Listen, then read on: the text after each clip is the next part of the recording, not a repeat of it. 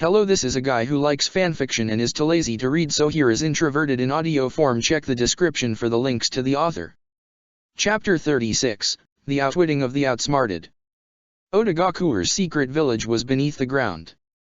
There were tall wooden palisades that encircled the entrance, however, each richly fortified with wires, caltrops and sharp blades. The stench of blood in the air was unmistakable. It was clear there had been a battle recently, and it was even clearer that it hadn't been the first time, judging by the jaded eyes of the guards that looked at them arriving. You too. One of the guards, probably a Chiryunin, identify yourself. Seisumi Fuma said to come over here. Naruto exclaimed. Me Pops and I, we're survivors from the monsters. My poor Moyaya. Jiraiya sniffled and wailed. Naruto actually sported a nervous tick mark. The man was actually wailing that with his breath filled with alcohol, and he was taking in terrible sniffs every time he opened his mouth. Yeah, anyway, we were going to the daimyo, but... You don't know, kid? The daimyo's gone, the second guard, a tall muscular man with a giant sword on his back, said. We're all that remains of rice field country. Come on in, we're closing the gates for the night anyway. Naruto gritted his teeth as he stepped inside, carrying the fake drunk Jiraiya with him as the wooden palisades slid behind them, trapping them inside enemy territory. The man with the giant sword came down to meet them, extending his right hand for a handshake. I'm Hanzaki, the head of the Fuma clan, he said firmly. I am the new Otokage, but that's just a name now, he exhaled. The monsters that attacked your village, were they winged? And no, Naruto shook his head. The man hadn't even asked them from which village they came from, but simply asked about the monsters as if afraid. What was the reason for it? Thank Kami for small graces, the tall and broad shinobi murmured. It was then that Naruto finally got a good look around the outside area of the village, and that was when he saw misery in the face of others. Many farmers were stiffly holding crude lances or old swords, while a few of the young one hesitantly held kunai or scythes. They had never wielded a weapon, and it showed. Well, follow me inside, we'll get you a spot. Food's the only thing not lacking around here. Hanzaki remarked firmly as he gestured for them to follow. Food and rice's sake, he sighed. Is it bad? Naruto asked slowly. It's worse, Hanzaki shook his head. One day, the monsters just appeared. He began to descend the stairs, passing by 100 of tents that held what few men and women could fight. And they didn't die. It was as if they couldn't feel pain, or care for their life. We stabbed them in the heart, and they lived. We tried to bash their skulls and they lived. We decapitated them, and they still lived. Hanzaki shook his head. If you can call that life, of course. And they're everywhere in rice field country. Naruto asked in shock. Outside the walls, the rest of his team was in danger then. Yes and no, the man said as he knocked on twin giant bronze doors, the entrance to Otogaku. The doors creaked open. They move at night, and during the day they're catatonic. The man nodded to the guards who had opened the doors, who began to close them back. The corridors had purple walls, and were wide enough to let 2 ox carts pass through at the same time. Yet it was a tight fit trying to walk, because women and children sat frightened against the walls. Their eyes were gaunt and filled with dried up tears, while the mothers held onto their sons and daughters protectively while they passed through. There was pure desperation in the air, and even Jiraiya had a more somber drunken mood at that. "Ei Pops," Naruto whispered. "What do we do now?" "Heek," Jiraiya answered. "We help them, of course." Hanzaki smiled as he walked past a busy crossroad lit by eerie purple light torches to reach for the granary. "You must be hungry, both of you," he said, nodding to one of the 5 men stationed in front of a metal door. The man nodded and opened the door, admitting the 3 of them inside. It was a dining room. Normally it would be packed with people eating, but it was now eerily empty save for strange crystal-like growths that ran across the ceiling, giving the area a soft pink tint. "There's no way to keep people out of the food stores otherwise," Hanzaki stated. "And we need to keep them away from Gurren-san too, or she can't concentrate." Naruto didn't know who this Gurren was, but then again, he was actually starting to think there wasn't a war to fight in Otogaku to begin with. It was as if they had been used by Orochimaru, and then discarded once they had served their purpose. Jiraiya was probably thinking pretty much the same thing. The man finally reached the end of the room lit by crystals, opening one of many giant drawers and taking out rice cakes and rice nigiri. As I said before, food's not the problem. He gestured for them to sit, before breaking bread with them. We need soldiers, Hanzaki said. We're planning on leaving and trying our luck in Demon Country. They don't have much of a military, and we can offer our services to them in exchange for protection.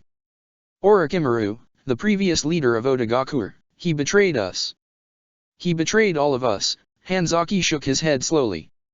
That's why I'm pleading you, Jiraiya-sama, help us. Naruto's eyes widened as he cursed loudly, jumping away from the table and palming the only weapon he had on him, the Yoroi Tanto. He ducked and rolled, evading a flurry of crystal shuriken that crashed against the ground and erupted in spikes that flew to Naruto's pursuit. He jumped away, slamming down one of the tables in the dining hall to use as a shield. The moment the shuriken touched it, however, it crystallized on the spot. Fragments of pink began to fly in Naruto's vision, as the crystals overhead splintered and broke. Cursing, he brought his hands together to begin his only wind technique, when Jiraiya's voice cut through calmly, followed by Hanzaki's own. Stop. Naruto stilled, just as the crystals materialized into a dark blue-haired figure wearing a long green coat with a white furred neckline. The woman's lips were glossy, and she licked them while keeping a keen eye on Naruto. How did you know who I was? Jiraiya asked then, looking back to Hanzaki. Orochimaru was extremely paranoid when it came to you, the woman said. He had us learn all your possible disguises and mannerisms, by heart. He also told us before leaving that you might have come here after he began his attacks, so we just knew that, when an old man and a boy arrived without showing any sign of prolonged malnutrition. You suspected, Jiraiya accused. But you had no proof. The crystals on the ceiling emit a light frequency, the woman said. I can hear them vibrate when something electronic is in range, something small like ninja radios emit a specific frequency. So you signaled him that we were indeed shinobi, and you took your chance, Jiraiya nodded. Very well. He exhaled before standing on the table. Indeed it is. The gallant Jiraiya of the Sunin. Striking a pose with a bright smile, the Sunin smirked. What can I do for you, young lady? He then said with a lecherous face, moving closer to the woman who just shuddered and stepped back. You'll find no luck with Gurren-san, Hanzaki said calmly. You're too old for her tastes. Gurren narrowed her eyes on Hanzaki, who just shrugged. And I'd rather not have to dispose of another crystal corpse. Jiraiya raised an eyebrow at that, but said nothing more. Naruto frowned. Crystal corpse? In any case, Hanzaki said. We would like to leave for Demon Country, if not us, at least the civilians who have done nothing. Why not cross to Fire Country? Jiraiya said with a questioning voice. We are still ex-Orochimaru loyalists, Hanzaki said. Do you really think we'll be let go, even after delivering the information Konoha wants? So it's a beneath-the-table exchange you'd like to make? The Sunin queried. Exactly, Hanzaki nodded. Gurren-san. Could you bring Jiraiya-sama's apprentice out of here while we talk? He stays where I can see him, Jiraiya retorted quickly. His eyes shone slightly. If that is your desire, Hanzaki sighed. Very well, what I wanted to talk about was... The doors suddenly jerked open, as a scared Chiryunin yelled out in the room. We're under attack. The monsters found a way inside. What? Hanzaki's exclamation was met with Gurren dashing out of the room, faster than Naruto could follow her. Naruto! Assist them! Jiraiya bellowed. Hanzaki-san. We can let the discussion begin after we deal with this problem. Of course, Hanzaki nodded stiffly. Naruto followed Jiraiya outside, not seeing the simple summoning technique the Sunin used before pursuing Hanzaki. A small red toad croaked in the empty room once, before slowly making its way deeper in the compound. Jiraiya had a secondary mission, after all. The tents were on fire when they stepped outside, as the few people who weren't screaming slashed and stabbed with their weapons against strange hulking creatures made of flesh and torn muscles, whose overgrown bones were used as crude makeshift maces to tear and smash to bloody pulps the defenders. Overgrown sack of flesh pulsed eerily in the night sky, as their deformed mouths filled with crooked teeth moaned their despair and their pain. Their muscles pulsed as the monstrosities seemed to grow and rip themselves apart as they gorged on the flesh of the deceased, before slowly breaking apart into two new smaller creatures. What are those things? Naruto's exclamation was met with Jiraiya making a single hand sign, letting a thick stream of oil coat the closest of the monsters, before the second hand sign added fire to the mixture, igniting the beast and making it scream a sharp blood-freezing shriek. Orochimaru's experiments. Hanzaki yelled.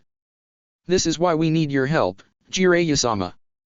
As he said that, he pointed to the monster that the sage had burned, which was now shuddering as the charred skin began to crack and splinter, before showing raw red flesh that soon regrew and reformed. What do you do with them usually? Jiraiya's voice carried over just as Guren's crystal particles flew to freeze the beast in a prison of crystal. She smashed the creature to bits afterwards.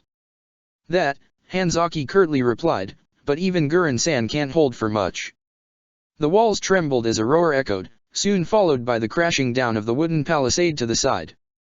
Naruto had expected to end up battling a monster, not to find his teammate running across the landscape towards him, eyes shining and with a kunao in her mouth. Sakura didn't know they were trying to peace talk with the Otagaku or shinobi. She didn't know there were civilians inside the village. She only knew that her pack mate was in danger, and that Sensei had told her they had to wait. She had waited until she had seen him in the thick of the battle, then she had charged ahead and blown up the wall with a dozen of explosive tags. It didn't matter that the noise had brought in more of those monsters. It didn't matter that she had just made a hard fight a suicidal one stand.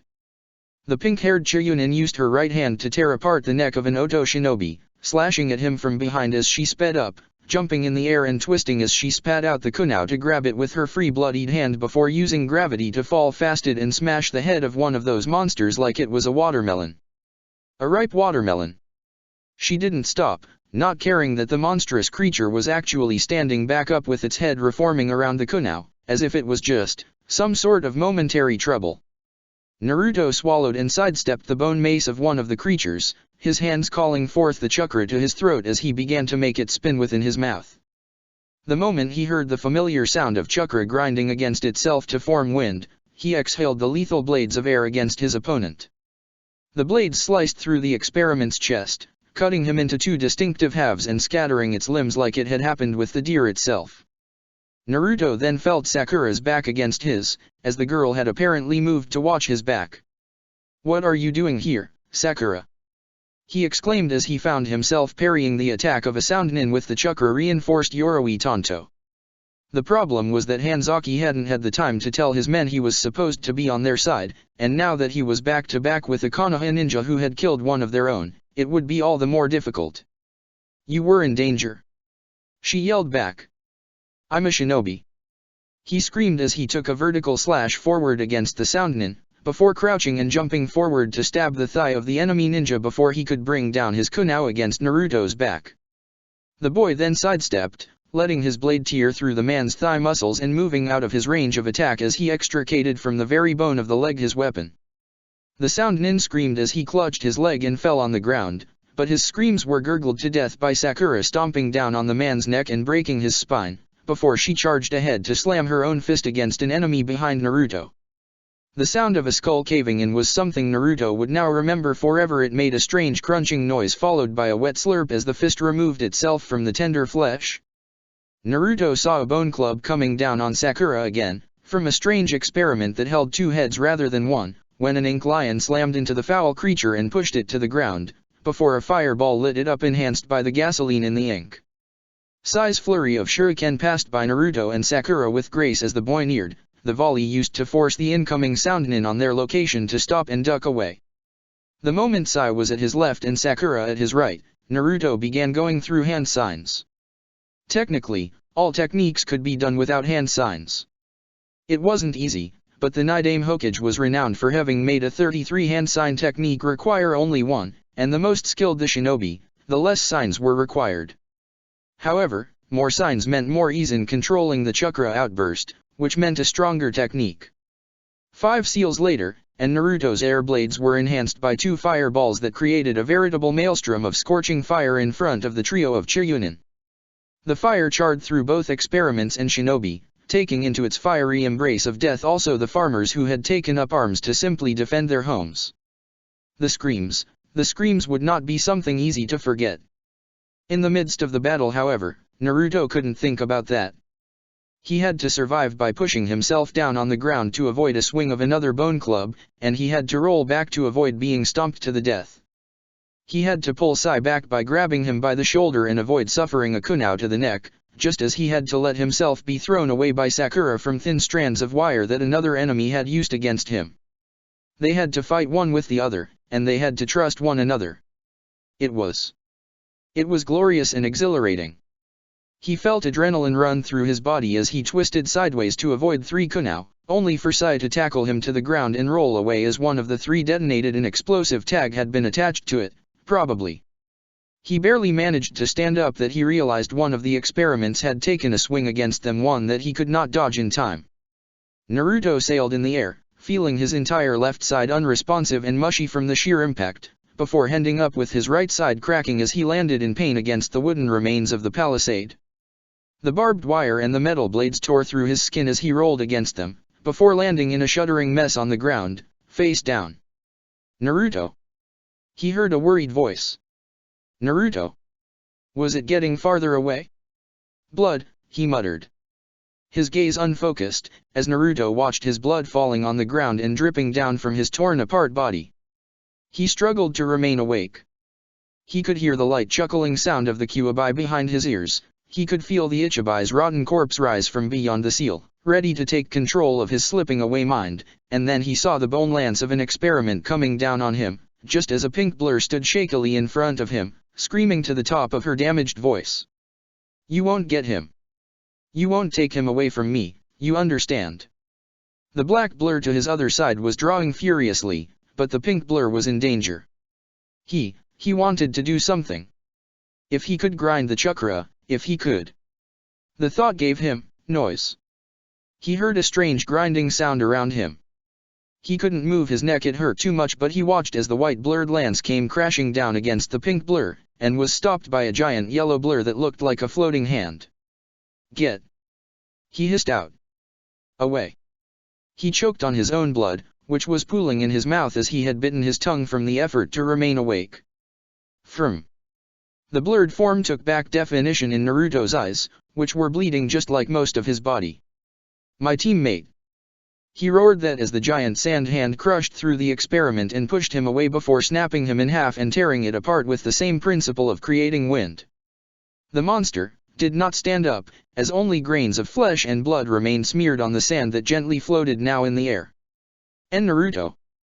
The voice was further away now. Why was it getting away? Naruto. The voice was holding on his face with her hands. Naruto. Answer me. Stay with us. Stay awake. You can't fall asleep now. Naruto. Stay with me. Please. Stay. Blessed darkness captured his gaze. And Naruto Uzumaki exhaled. He found himself floating, in the midst of a pitch-black sea of ink. In that darkness, in that nothingness, he floated and felt himself growing heavy. He heard a slight chink coming from somewhere close to his chest, and as he gazed downwards he saw something so bright that it hurt his eyes. It was a chain, a golden chain made of chakra that looked golden, which pierced him through the stomach and seemed to be going upwards. There was another chink. A second chain of gold appeared too, slowly coiling down the first one like a snake before it plunged into his stomach without hurting him. He didn't understand. What had he been doing till then? Where was he? I am the one who will establish peace and order. There was a voice now. It was deep, dark, and ominous. It felt twisted. It felt wrong. Destroy the village. Destroy Hashirama. It wasn't the voice of his father, but he had to follow it as if it were. It was wrong. Fool demon. Be gone from our village, no wicked live here. The rapist was there. Why were they stopping him? The sage is just a fairy tale, and you are just a demon. You will not take my son. But he was a murderer of hundreds. The daimyo is not a sinner, nor is he wicked. He was chosen by the heavens and no one will listen to your words, demon. Monster. Prepare the archers. Call the armies. He was doing his duty. He was doing what the sage had asked. He wanted to bring peace to the world. Why were they not listening to him? I am the Kyuubi, the bearer of humanity's hatred. He roared to the skies, as he cried his tears. Why must I be in this form, Father? What have I done to displease you so much? His claws were wicked, his eyes crimson and evil. His fur soaked in the red color of blood. What have they done to us, Father? He whispered. Where have my brothers gone? Foul beast! A female voice called to him. The figure had red hair, tied in buns, and was wearing a long sleeveless kimono. She held an fuda in her hand and had tags as piercings. He didn't like her, but she smelled familiar. You have destroyed the lives of hundreds for long enough. I have done what I was tasked to do by the sage himself, fool. The Kyuubi roared. Nothing your pathetic existence can understand, you abominable beasts, bearers of malice. He charged at her, and she charged back. A third golden chain came down with the first two, gently surrounding Naruto's body and beginning to pull him up. Barriers of gold and chains of chakra wounded his flesh and corroded his body. He roared and screamed, as more and more chains sprouted from the ground, the woods, the air itself. She hadn't come alone. He was shackled. He was chained. He had been doing his duty. He was torn to pieces. They tried to use him, but he was too strong for them. So he was merged in a single container. He was whole again. He broke the container. He escaped. He fought men whom he ate and that ate him back. He was captured again. He was sealed again, in a living being. He made her suffer. She stopped listening. If you use your power, only hatred will come from it. Stay tranquil inside of me. He was sealed in another. He tried to make her suffer, but she knew not to listen. He had a duty. The world needed him. He had a duty. Naruto was lifted up outside of the darkness, and back in the light. He fell with his back against the water of his sewer-like mind, as giant torii gates of redwood held imprisoned the Kyuubi himself. Had he come out of his mouth? The Kyuubi had, he had tried to eat him. Yet there was a female with red hair and buns, holding the mouth of the beast open with her chains and moving her hands as more and more torii gates fell down one after the other to entrap the tails of the fox. Finally, the chains surrounded the demon's mouth like a dog's muzzle, and the woman took a step back. She looked young, younger than he remembered.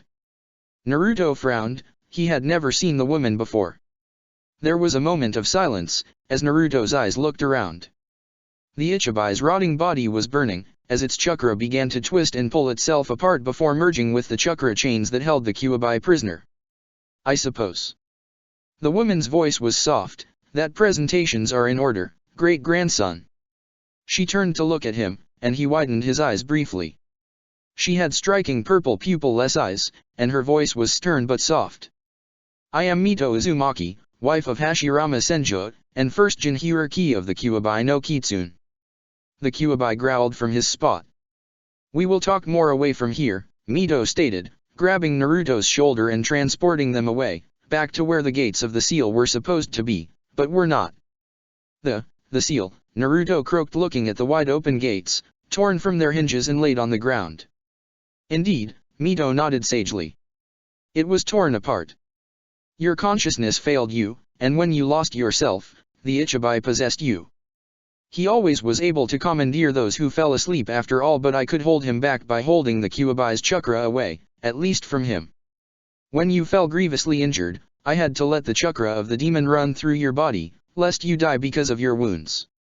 He broke the seal then, and then, he ate you. Nice, Naruto drawled. I suppose I was fished out of his stomach. Indeed, Mito nodded once more. You are still alive, and while I do not know the state of your body, in your mind, for now, all will be tranquil. How much? He asked.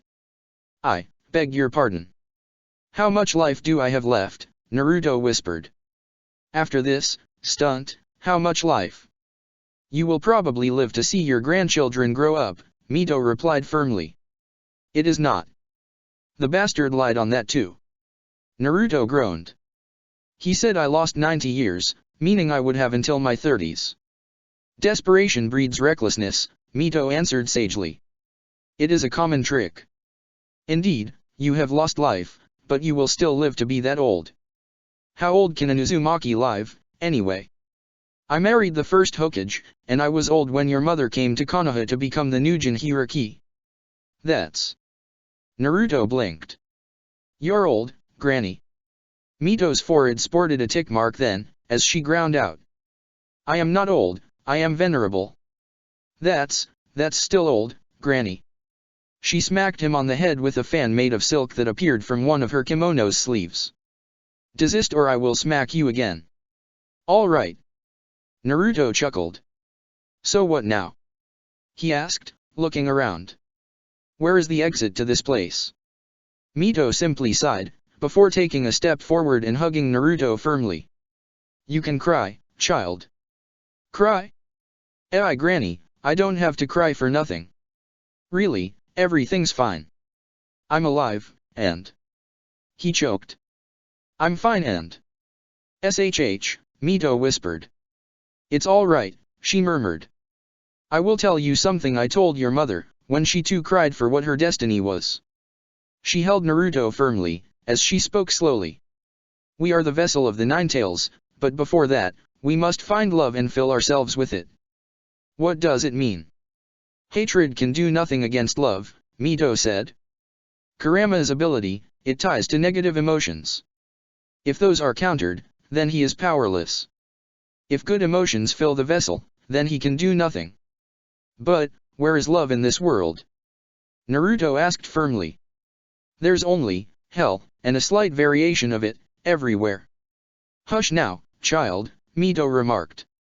Hell is only in your head, she said, ruffling his hair. There is good everywhere. There is love everywhere. You just need to open your eyes and see it. A world built only on malice cannot survive, you know. But there isn't only. I had to get a pessimist eventually, Mito sighed. Let me guess, there is evil in the world, everywhere, lurking around the corner ready to slit my throat if I hope, and you know? You are right. There is, but just because there is, should we live all our life without feeling love and hope? Should we live all our life in agony and despair? Should we only feel hatred and revenge? There is love, there is peace, there is forgiveness. Naruto shuddered.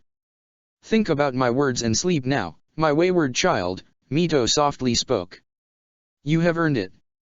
And Naruto closed his eyes smiling, as he was still in the warm embrace of Mito who gently caressed his locks as he slept and for once, he actually felt loved. Sakura hadn't left Naruto's side since they had left the Otagakure base, heading towards Demon Country. Not that it was smart to do so, those who had survived the battle and seen her, well, they blamed her for the deaths of the civilians in the base.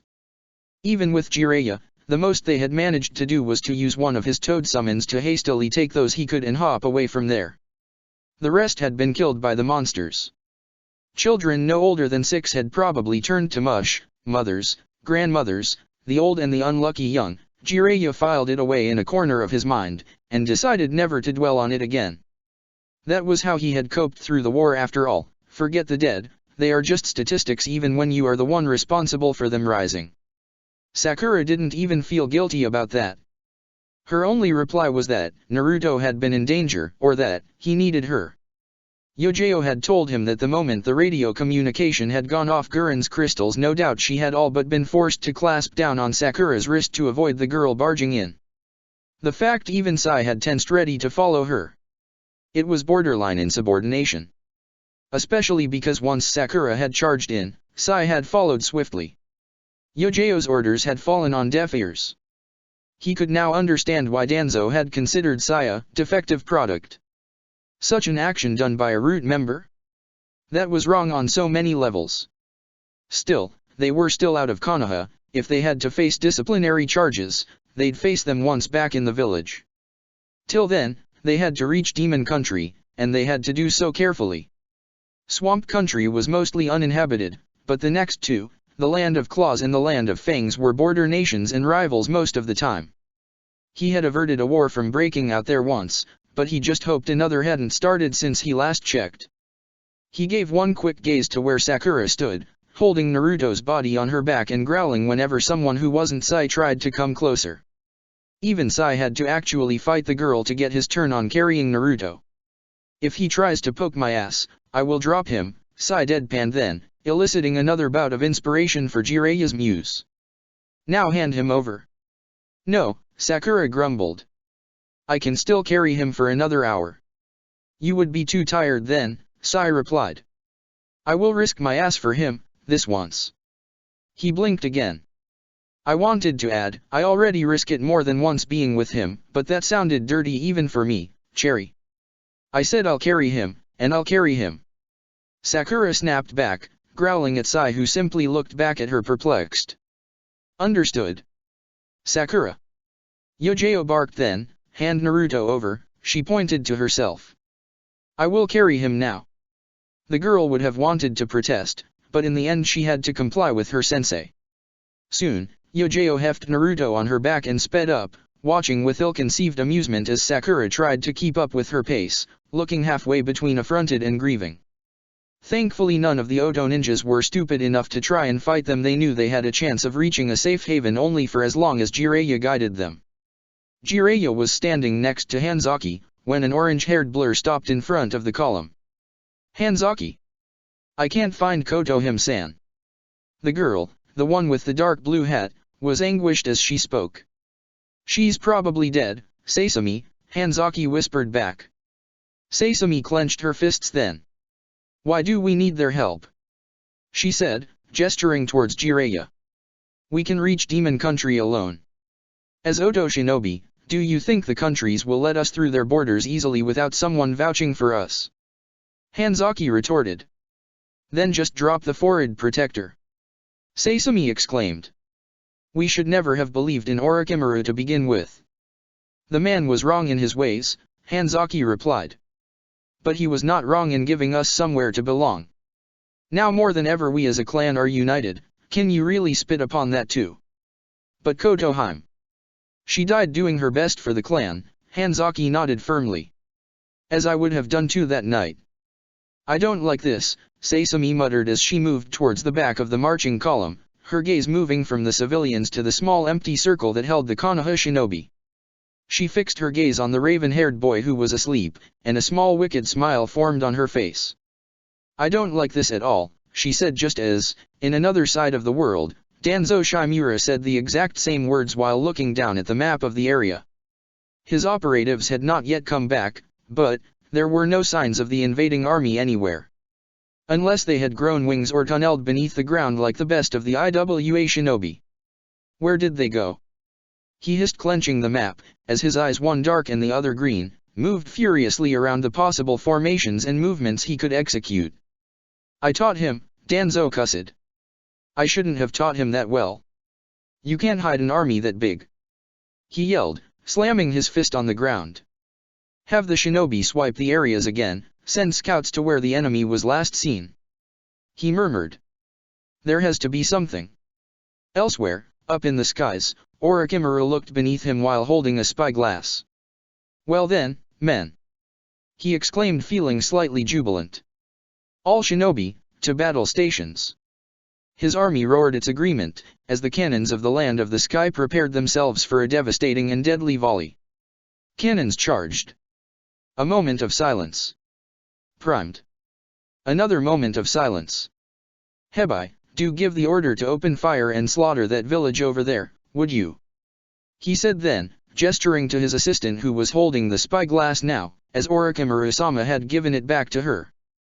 "But. Hebai. Open fire," she squeaked. "Louder, Hebai, louder," Orochimaru tut-tooted. "They can't hear you, they're stupid, you have to scream the order." And thus Hebai breathed in and out slowly, calming her beating heart for a moment. Before she finally screamed it out, pointing her finger forward. "Open fire." And chaos ensued. Chapter 37, The Darkness Rises. It was lunchtime, and Naruto had yet to move a muscle. Sakura was worried. The refugee column had taken a rest. The civilians weren't used to running long distances, and what was supposed to be a week's worth of travel for the shinobi was becoming a month long, with civilians being towed sometimes by the shinobi. She watched with keen eyes the movement of the sound ninjas who walked close by. She couldn't trust them, they were a danger to her and her pack. Naruto was sleeping softly. His breathing was strangely soothing, because it told Sakura one important thing: he was still alive. He had taken a near-fatal hit, and it was a miracle he still breathed. Nobody except her sensei had touched him to treat his wounds, and even looking at him now one could see just what the extents of the injuries were. His entire left side was tightly plastered, with bandages and gauzes to hold his bits and pieces together. His right side was wounded, but not much so. There was a slight dusting of sand on his wounds, which was stained red from his blood. It was unnatural. Naruto never remained wounded for long. His skin was always unblemished, his smile always ready to sprout when he looked at her or Sai. There never was a moment where he remained wounded, on the ground, down, dead. No. That was a bad thought. Naruto was not dead, and he was not going to die. He had saved her again, with sand, but he was not dead. No. She had protected him, and he had protected her. There was no way he could be dead. It was just that, an immobile Naruto was something she couldn't understand. She had failed him. She should have been quicker, she should have been stronger still, to stop those monsters and keep them away. She had fought, but she had just worsened the situation, but her teammate had been in danger, and she was not feeling remorse for her actions. She had done well. The soft footsteps that approached made her wary, but they belonged to Sai, and so she calmed down. I brought food, Sai remarked, handing over one of the rice cakes that had been the only thing consumed since the beginning of their march. She understood it was the land of the rice fields, but only rice-based products was starting to sicken her. Was it too much to ask for a fish, or some meat? What of Naruto? He nudged to a canteen to his side. Mushed rice. Of course, Sakura sighed. She was starting to find the prospect of cabbage soup an horrid invention of an evil mastermind, something delicious and to dream of at night, when compared to all the rice delicacies that so apparently filled the mind of rice-field country's citizens. Has Dickless woken up? Sai asked, looking to the prone form of his teammate. No, Sakura shook her head. I'm worried. He's usually awake after a few hours, it's been 2 days. Dickless will be fine, Sai replied. If Death is a female, he'll have her in his harem soon. He doesn't have a harem, Sakura rebuffed him gently. Hey, do you need anything? I'm fine, Sai shrugged. He hadn't even been wounded. I wonder, Sakura murmured. They say that what doesn't kill you makes you stronger. Shouldn't Naruto be invincible? No one is invincible, Sai replied. Do you want to rest? Will you guard us? She looked towards Naruto. Sai nodded and turned his gaze to watch the rest of the Oto shinobi. Sakura lowered herself against Naruto, placing her left arm beneath his neck and bringing her face close to his cheek. She closed her eyes and calmly fell asleep, letting the tip of her nose touch his cheek. It was in that moment that Naruto opened his eyes. He did not speak.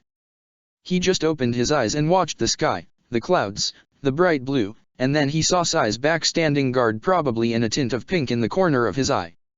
He slowly moved his head to have a clearer look, and came face to face, once more, with those emerald eyes that belonged to Sakura. She had woken up feeling movement, and her eyes were now wide open. We must stop meeting like this, he croaked out. Naruto, Sakura breathed out as she hugged him tightly, making him wince and hiss in pain. Naruto. Yeah, he coughed out. Yeah, Sakura, it's my name, you're hurting me, please, I need air, Sakura, Sakura. Air. He coughed once more, before Sakura sheepishly let go of her tight hug, but remained hooked to him, nuzzling against the side of his neck. I was scared, she muttered. Why do you always scare me like this? She huffed. It's not fair. Dickless, Sai nodded to him. I will warn the Teikuen sensei. Catch. The boy threw the canteen with the mushed rice to Sakura, who grabbed it with agility without even a second thought. Sai left then, leaving behind his 2 teammates. Oh, right, Sakura murmured as she slowly uncorked the canteen and gave a hesitant sniff. Ugh. How long was I out? Naruto asked, and where are we now? We're moving towards swamp country, Sakura replied. You've been out for 2 days, she added. Listen, Naruto, I'm sorry. He raised an eyebrow. For what? You saved me once more, she exhaled. And Sai too, he thinks you took the blow for him. I did my job, Naruto replied sheepishly. Where's my Chiryunin vest? Sensei had to remove it as well as most of your clothes, Sakura stammered out.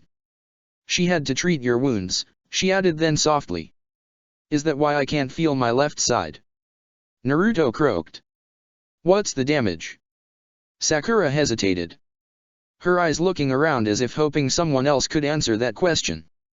Naruto whispered. It's fine, really. You have a lousy definition of fine, Naruto, Sakura exhaled out, sounding defeated. Your arm was mushed, your left ribcage shattered and it was a miracle the floating ribs didn't pierce your lungs or heart. Your stomach was perforated. You were bleeding internally so badly Sensei had no idea what to do with you, then you suddenly started to heal, and we thought it was over but... Her voice trailed off. It suddenly stopped again. So, how am I now? Your left arm is inoperable at present, Naruto, Yojao quipped as she neared them from the side. Sakura nearly jumped, she hadn't heard her sensei arrive. But you should be able to walk within the end of the week, I suppose you'd want to be carried by Sakura still. Sakura's face took on the same tint as her hair. Naruto raised a puzzled eyebrow. What about Sai? Dickless, Sai remarked calmly. When you're awake, you are a danger to my behind. Naruto coughed out a dry chuckle, which then became a fit of coughing that had Sakura bring her left hand to rest on his shoulder, squeezing it gently. How can I be a danger if I'm without a dick? He retorted back. Sai remained quiet for a moment. The pale-skinned boy blinked, turning thoughtful. He looked about to say something, his mouth open, when he closed it again and returned to think. I think you broke Sai, Sakura whispered, not low enough to go unheard by the rest of the team. Look at him, he's trying so hard. It's kind of cute, really, Naruto retorted with a smirk. He's flapping about like a fish. Yojao shook her head slowly. She tapped Sai's shoulder. Don't worry about finding a comeback. Just admit defeat. Finally, Sai's eyes lit up. It's because you use a strap-on. You know, Sakura sighed, shaking her head. You should have just accepted defeat gently. Yojao-sensei checked Naruto's bandages, before nodding to herself. Yes, they're coming along nicely. Not as fast as usual though, are you alright, Naruto? Yeah, he winced as the lie came out smoothly. I'm alright. Understood, Yojao nodded. Very well, we're breaking camp in 2 hours, so you can catch up on what happened while you were knocked out. Sensei. Naruto hesitated, biting his lip slightly. Can I ask you something? Yes. In private. Sakura frowned. Sai said nothing. Yojao merely nodded and gave a quick glance to Naruto's teammates, and after a brief moment of glaring between Sakura and Yojao, the two Chiryunin left. What is it, Naruto? What will happen to Sakura and Sai? Yojao breathed in slowly, before answering calmly. Sakura acted without waiting for orders, endangering not only herself but her teammates, and making a situation worse for no gain towards Konoha. If she is lucky, she will be reprimanded and brought back down to Genin rank, while being moved to another team. Sai followed his teammate, but he can be considered as having simply tried to stop her and will get off lightly. Naruto's eyes widened in shock. But Naruto, Yojao's eyes narrowed. She went against a direct order from her superior on the battlefield. Orders are absolute to shinobi, she betrayed that. And what if she didn't? Naruto asked then. What if I asked her to come? You didn't, and the report has already been sent. Yeah, but I wasn't awake. What if I have a mean of communication that is private between us? Yojao closed her eyes and exhaled. What you are asking me to do is shift the blame to you, right? I'm the Jinhiriki of Konoha, Sensei, Naruto chuckled grimly. They won't say shit to me. There was a lack of working comms from inside, so I sent through the private mean of communication a request for immediate help. We didn't tell you about it, so I'm the one at fault for not having included you. But I know you have such a mean, Yojao remarked.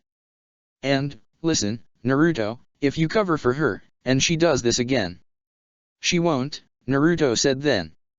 I swear Sensei, I'll make sure she doesn't do this again. Yojao sighed. She looked to the side where a few meters away Sakura was fidgeting together with Sai, straining her neck as if trying to listen in. Only this once, Naruto, she retorted. And this, we don't talk about this ever again. Understood Sensei, Naruto nodded slowly. Thank you, he shyly added, bowing his head. The Jounin simply smiled at that, and ruffled the boy's hair. Don't make it a habit. Sai had been watching the scene unfold calmly. 2 seconds later, and he was slowly walking backwards from Sakura. Her hair was slowly rising, as chakra lapsed around her head like a crown of flames. Her eyes were cold and steely, as she clenched both hands to her sides and ground her teeth furiously. Pedophile bitch. Gurren sneezed. Lurid cradle robber. Gurren sneezed again. Doesn't she already have a boyfriend? What is it? Does she want to try someone younger? Sakura muttered murderously. Naruto's mine, she grunted out, crossing her arms over her chest. She looked down for a moment, giving a brief glance at her assets. Maybe it's the breasts. Is bigger better? Sai had meanwhile kept on walking backwards. He was pretty much halfway on the other side of camp by then, but he still wasn't sure it was a safe distance. Sai? Do you have? Sakura's eyes turned to where Sai was supposed to be, only to find out he wasn't there. Fine, never mind, she grumbled, returning to watch Naruto act shyly. It was so cute, having his head slightly down and with his cheeks reddish. Then the bitch ruffled Naruto's hair. Bitch. Bitch. Pedophile wrench. Bitch. Cradle robber. Child snatcher. Gurren kept on sneezing for a while. Are you alright, Gurren-san? A timid voice asked near her. Yes, Yukimaru, I'm fine, she smiled back. I think it might just be someone talking about me. I hope they're saying nice things about you, Gurren-san, Yukimaru said shyly. Gurren puffed her chest out. Of course they are. Who wouldn't? Sakura finished her tirade when her sensei finally finished acting like some sort of Turayo whore with Naruto, and gestured to her and Sai, who had apparently returned back to Naruto, together with Jiraiya, who was in the process of writing down a few notes on his notepad. There was a large, Ika, Forbidden Young Love first draft, written on the cover of the notepad. Naruto, Jiraiya said firmly, looking around to make sure no one was eavesdropping on them. Did something happen with the Kyuubi? Naruto blinked. Uzumaki have a high vitality, he remarked. Not nigh infinite regeneration. That's the Kyuubi's chakra at work, and now it's gone, so something happened. Yes, he bitterly muttered, his gaze moving from Jiraiya to the clouds. Something happened. And? The Sunin insisted. He won't be a problem for a while. That's not what I wanted to hear, Naruto, Jiraiya sighed. Listen, with the war coming, you will need to learn how to harness the Kyuubi's chakra and... Out of question, Jiraiya-sama, Naruto interrupted the Toad Sage. Any amount of chakra used, and he gains control, a little bit at time is all he needs to break free. The Yondame's seal is solid, Jiraiya rolled his eyes. There's no way it could break through. The Yondame's seal was not closed, Naruto snarled back at the Toad Sage. It leaked the Kyuubi's chakra willingly in me, he narrowed his eyes, while it shouldn't have. Minato knew what he was doing, Jiraiya rebuffed him. And it's unheard of a Jinhiriki who can't control his Baijiryu. Then I'll be the first, Naruto said. And the seal? He shuddered. The seal's gone. Jiraiya looked old and senile, but he wasn't a Sunin for nothing. The moment Naruto's gone had been uttered, the Sunin had already ripped apart the boy's vest to check on it, after pushing the boy down and making him scream in pain from the push. "Ai!" Sakura exclaimed, trying to tackle the man away but failing miserably as she was swatted away like a fly. The pink-haired girl went tumbling, while Sai merely stood watching the scene, before remarking, "Jiraiya-sama, please refrain from raping my teammate." "I'm not raping him," the old man exclaimed affronted. "I'm just checking his seal." "Non-consensual touching is rape," Sai replied firmly. "You cannot use your rank as Sunin to abuse shinobi of Konoha, it's in the shinobi regulations. They actually made a law for that." The sage looked affronted. "Hokage-sama deemed it a necessary precaution for a 60-years-old pervert," Sai replied as if he was quoting someone. "Damn the old geezer," Jiraiya cursed under his breath. "Ouch," Naruto whispered. Sakura's face turned angrily towards the Sunin after that. "You're hurting him," she accused the sage, "can't you see that?" "I know what I'm doing," Jiraiya rebuked her, before moving his hands across the ink seal on Naruto's stomach, which was slowly fading away. It's impossible," he retorted. "There is a need for a key to completely open it." "I know, Minato gave me the key to the seal. There is no way the seal could be completely opened without it." "The seal was overpowered," Naruto said slowly. "It wasn't opened. It was shattered." "That's impossible," Jiraiya shook his head. "The Kyuubi would have had to get exponentially stronger since the sealing, or your seal needed to be weakened tremendously for it to happen, and there's no way it could have." His voice died down. "Orochimaru," the sage whispered. "No," the man shook his head. "He couldn't have." "You two never met, did you?" Naruto frowned. "No, we didn't." Good, the sage sighed. "It must be the Kyuubi then, I suppose," he exhaled. "The Hokage will have to know about this." "How are you keeping him down?" "It's a fail-safe of the seal," Naruto replied. "It completely blocks him." "So, we have a Jinhuriki who can't use his Baijiryu," Jiraiya grimaced. "I'll have to draw a seal on you to make sure you can actually use his chakra." "Why?" Sakura asked, her hands hovering over Naruto's chest protectively. "Why can't you leave him alone?" "Konoha needs its weapon," Sai was the one who spoke firmly and without inflection. "Without it, there can be no peace." "Sai." Sakura was shocked, and as she clenched her right hand to her chest and gritted her teeth, she had a hurtful look on her face, as if she had been betrayed. "You can't believe that too, can you?" "That is the will of the Hokage," Sai replied truthfully. "That is the will of the clans, of the Umbu, of the shinobi. Konoha needs its weapon," he looked at Sakura. "It's the truth."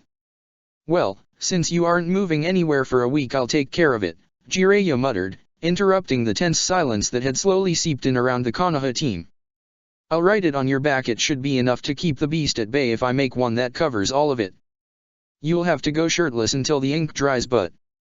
"Jiraiya-sama, we're moving north," Yojao muttered.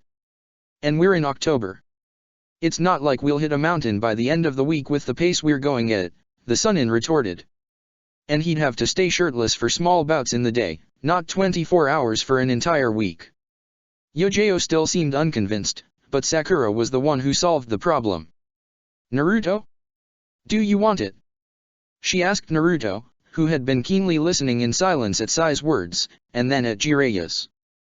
He closed his eyes for a moment to think. If he said no, then maybe Yojao-sensei would do nothing for Sakura, or maybe she would do it anyway, but the rest of Konoha would end up in a war because he would not be able to control the Kyuubi. If he said yes, he would have to eventually deal with the Kyuubi once more. Then again, he wasn't doing this for himself. He was doing this for the others. He'd be a bright example of light in a world of darkness, and he'd be won by doing the right thing rather than the easy one. His hands would have trembled, if he could have moved them. He was scared, but wasn't courage all about facing one's own fear? "All right," he exhaled. Jiraiya grimly nodded to his words, before starting to prepare his ink and his brush. "Well, we have a few hours of rest, so we better get started. Grit your teeth," he advised as he deftly turned Naruto on his stomach. Naruto hissed in pain but said nothing more. Sakura watched the scene unfold with her hands clasped together, as her right foot was grounding against the dirt in small concentric patterns. "Ai," a voice called to her, making her spin around to look for the owner. Your teammate woke up. The girl who spoke was the orange-haired girl with the dark blue wool cap. Sakura narrowed her eyes. Who wants to know? Sasami Fuma, the girl retorted angrily. And I was just worried. There's no need to act so stuck up, Konohanin. There is no need to be worried, Otagakurin, Sakura grinned back nervously. Why don't you just go back to the hole you crawled out from? Sasami's eyes widened briefly, before they narrowed in suspicion. Don't you even feel a bit of remorse? Sasami asked then, looking straight at Sakura's eyes. Your actions, you killed many of my friends because of them. They were a menace to my team, Sakura hissed. They attacked us. They attacked you because you attacked them first. Sasami angrily spat back. Have some shame. If it isn't one of my teammates, why should I care? Sakura rebuked her. In this world everyone looks out for himself. Why don't you grow up? TCH. Sasami spat at Sakura's feet. You're an eyesore Konoha bitch.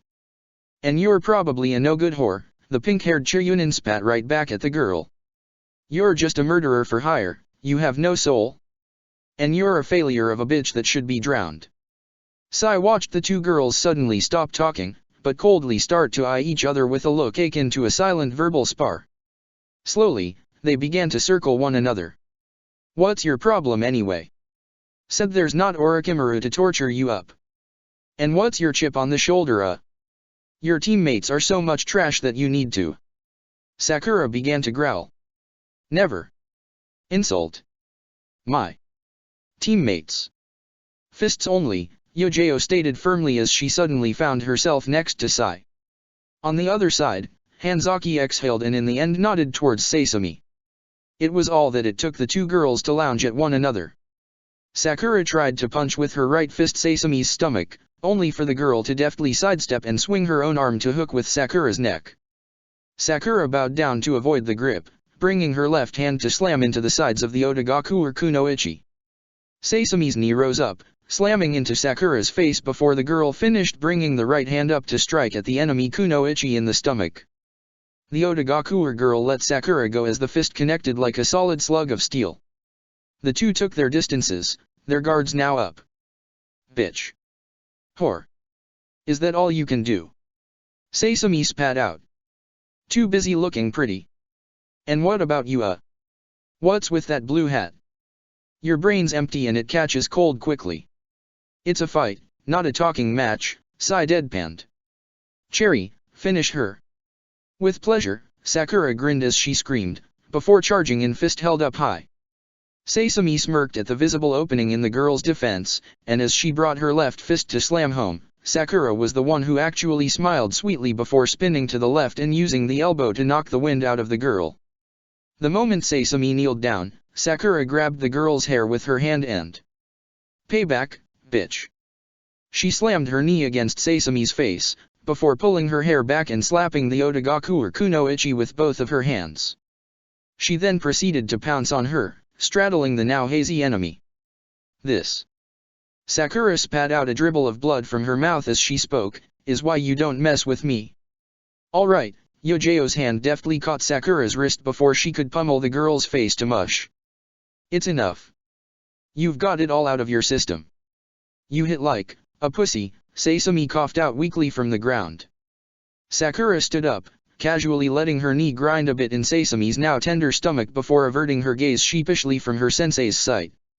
Yes sensei, Sakura answered to Yojeo, ignoring the wounded Otagaku Kunoichi who two Oto shinobi carried away slowly. Next time, Cherry, Sai said as Sakura moved closer to him. Fight in the mud. Trying to insist on perverted jokes won't make your previous words any less heavy, Sai, the pink-haired genin whispered. Are you certain about your words? She asked then hesitantly. Like, really certain. Sai frowned, before finally nodding grimly. All shinobi are tools for war. Jinhiriki even more, it is highly possible that should he fail to control the Kyuubi, his voice was but a whisper now, as he slowly moved back to Naruto's side. He would be killed, the demon extracted and placed into a new host. The Hokage would never do that, Sakura remarked. The Hokage. Sai's voice lowered itself. Probably would vote the petition himself. Sakura froze on the spot, watching Sai's back as it moved further away from her. Her face was flaring up from the pain, and her skin was probably even then marring because of the bruises, but to those words, she couldn't help but still. The question wasn't why Sai had spoken with certainty. The question was how he could effortlessly believe in something like that. Hiruzen Sarutobi's hands trembled as he read the report. His eyes widened in fear and his breathing grew erratic. The land of the sky was back. He remembered it. He remembered having to ally with all the other nations to tear it down. He remembered that technology of the old world, that power, that sheer magnificence of destruction. Moreover, he knew they had all vowed to hide it from the others. They had all vowed to keep the location of where it had crashed a secret, to let the ocean claim the spoils of it forever. What use would there be for ninjas, if flying machinery could tear apart buildings? What use would there be for shinobi villages, if one could find them by flying in the sky? What need was there for walls, when the attacks came from above them? Why pay the ninjas, when one could pay the land of the sky itself? Send a message to the couriers, Sarutobi whispered. Orochimaru has the land of the sky, and it is operational once more. The Sandaime shuddered. Send another message to Mifune of the land of iron. Induct a meeting on private grounds of all the cage. The old Sandaime paled visibly then. And what of Danzo? Danzo Summer remained behind, the Umbu replied. He bought us time to run. That stupid old man, Hiruzen clenched his fists. You've got your orders, you're dismissed. As the last of the Umbu left, Hiruzen looked at the reports with a heavy and ragged breathing, his hands still shaking from the effort of giving his orders. The casualties were staggering. It hadn't been a mobilization, but half a mile of ground had been vaporized into nothingness. They talked of the cage and the S-rank shinobi as one-man armies, but to do such a feat in so little. To do such an action with but the push of a button, Orochimaru had to have gone mad. There was no other explanation. There really was no other reason that could explain why he, who had been so vehemently opposed to capturing the land, suddenly had changed his mind. It wasn't shinobi-like, those had been his words, and yet now. Why? Why had he gone against his very words? Orochimaru would have never done something like that. Why did his student, the one he had loved dearly as his own child, why would he do this? There was no choice in the matter, he had to give the Kage Bunshin technique to Naruto. He had to have him devote his entire time to training, to fighting, to learning how to kill. There simply wasn't another way now. The threat was too great, too mighty, and it was too horrible. Hiruzen gritted his teeth as a strong pain flared through his chest. His heartbeat grew erratic for a moment, and then he suddenly stopped feeling. He fell limp, his face down against the wooden desk as life left his body and murky darkness covered his eyes. He had fought to his very last breath, he had battled against everything, but the Shinigami was not a patient god. Ah! He murmured. So? He whispered. I'm coming, by Wako. With those words, Hiruzen Sarutobi, Kami of Shinobi, the professor, died. Orochimaru watched with a bored and dispassionate look Shino's rambling about how Konoha was meant to be destroyed first. He raised an eyebrow. Was the man really thinking he wasn't going to destroy that village? Orochimaru-sama, a snake whispered to his ear, having slowly slid on his shoulder. It happened. The garden snake dispersed in smoke a moment later, just as Orochimaru stood up from his seat in the conference room deeply rooted within the land of the sky headquarters. Orochimaru? Where are you going? Shino asked perplexed. We must discuss. Silence, the snake-son spat back raising his left hand, I have to go. He left a shocked doctor behind, but he couldn't care less about it. The garden snake had been clear. Hiruzen Sarutobi, his sensei, he was no more. He supposed the old man could have foreseen the snake in his garden belonging to him, but then again he had never acted upon that knowledge. Orochimaru had said nothing, and as such, well, he had always an eye on the Sarutobi's compound garden, where his sensei began to sip tea tranquilly during the late afternoon and the night, just as he did the same in Otagakur or around the world. Was the old man expecting him to drink tea with him? Was he the believer of some sort of soul connection throughout space? He didn't believe in that, but Orochimaru still drank his tea at the same time as the old man did. Now he was dead. His body would rot in the earth. The muscles would decay. The bones would grind to dust. The maggots would fill his flesh and plant eggs, which would then birth larvae that later would become maggots once more. The cycle of life, that putrid excuse that passed for balance in a world that was rotten to the core. He would tear it apart with his own hands. He wasn't doing this for himself. No. He had. He remembered when it had started. It hadn't been for him. It hadn't been for the death of his parents, for the desire to bring them back. No. It had been. It had been because his sensei had lost his light after the death of his wife. That had made him start the research. He wanted to make a perfect gift for his sensei. All he received back for his effort was exile, and he had taken it. Nobly he had decided to sacrifice himself so that the others would not suffer. There was no reason to look for a why. He was a twisted individual, and that much would suffice as an excuse. It wasn't because of his sensei's wife, or because of Tsunade's lover and younger brother that he had begun experimenting. It wasn't because of Jiraiya and his hurt at never saying those precious words to the woman he had loved.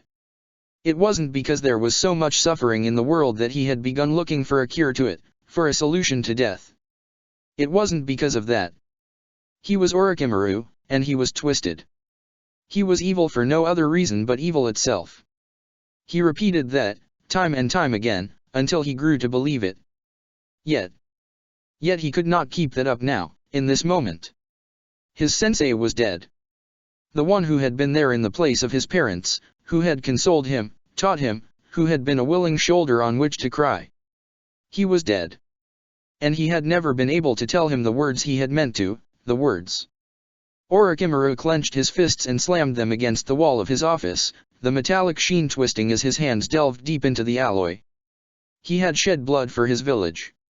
He had infiltrated Kumagakur, made the Hakubi rampage throughout the village, killing young and old at the same time, only to end the war sooner, to force Kumo into submission. He had done that which Tsunade had refused to do, and which Jiraiya had screamed against his sensei for. He had done what he had to for his village. He had done well, hadn't he? Have I done well? He whispered to the wall. Tell me, sensei, am I still human? He asked once more, looking at his hand. He screamed as he tore apart the corpse he inhabited, emerging as the white snake, the monster he had become. Am I still human? He snarled, as he tore with his teeth against his own flesh. Blood splattered around the room, dark and rotting. Purple fumes began to rise from it, slowly obscuring from view the bleeding form of Orochimaru's true form. Were my sacrifices in vain, sensei?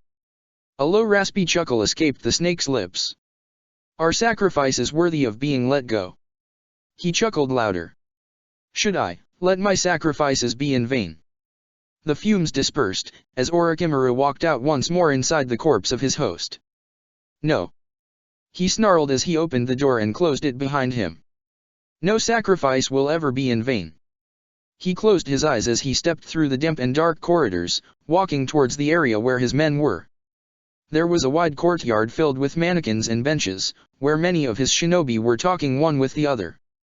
As he arrived, they all stilled as mice caught by the snake, and watched him with bated breath, probably trying to figure out why he had come there. His eyes fell on Hebai, who was sheepishly trying to launch a kunai against a wooden mannequin resembling a shinobi, with two big red circles over the heart and the head. Her entire posture was wrong, probably self-taught, and yet not a single shinobi or kunoichi had moved forward to help her. He supposed that was to be expected. He slowly made his way silently behind her, and then waited. He watched her try. She tried it once. She tried it twice, thrice, fourth times she threw a kunai only for it to bounce off against the walls to the sides of the mannequin she was supposed to hit. She was down to a single kunai, when he made a gentle coughing noise. The girl didn't turn. Don't distract me, please, she whispered. I have to do this. He raised an eyebrow and remained quiet. At least one, she seemed to be pleading God. At least once. Hebai threw the kunao then, and just by looking at it going, it was clearly off trajectory. The girl dropped her shoulders down and turned, only to freeze and widen her eyes at Orochimaru's appearance. "Orochimaru-sama," she squeaked, before remembering what she had said before. "I'm sorry, I didn't mean to." Orochimaru's pinky finger twitched, and a small gust of wind redirected the kunao to hit the bullseye of the mannequin's heart. "Looks like you hit once," the snake sage said then, gesturing for her to turn around. She frowned, and then she spun to stare at the kunao firmly stuck in the mannequin's breast. "No," she shook her head. "I didn't," she whispered. "Are you calling me a liar, girl?" "What's fair is fair, Orochimaru-sama, I didn't hit it." "You did. How can I be a kunoichi of Konoha if I can't hit a bullseye by myself?" The orphan's eyes were pleading him not to help her but just to let her practice by herself. She wanted to become better alone, without help. He was intrigued. "We are shinobi, we should cheat," he had replied. "But not on training. I have to be honest with myself at least. How am I going to pass the genin exam?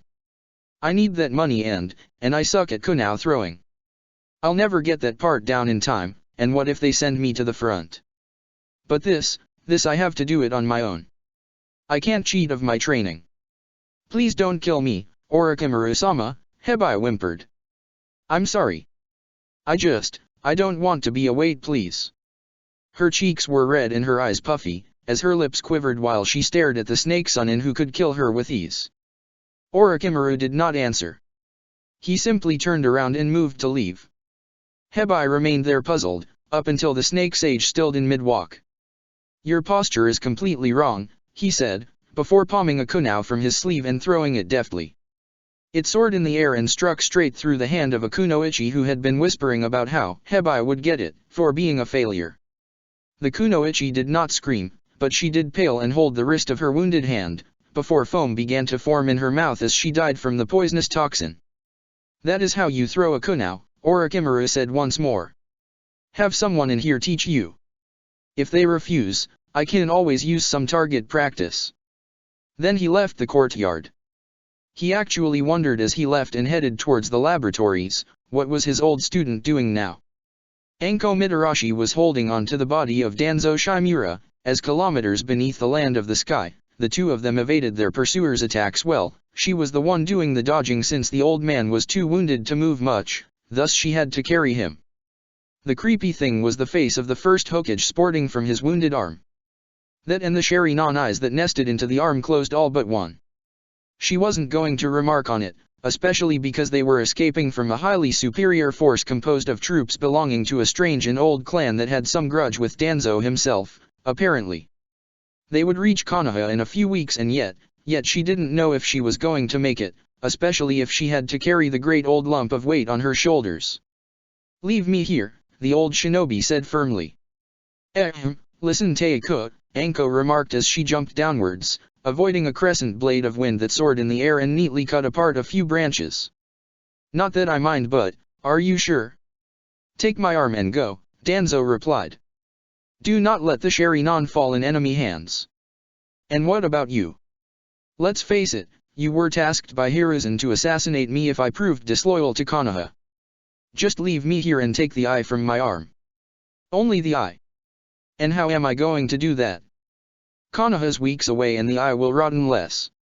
"Do what you must," he snarled. She didn't let the man repeat himself twice.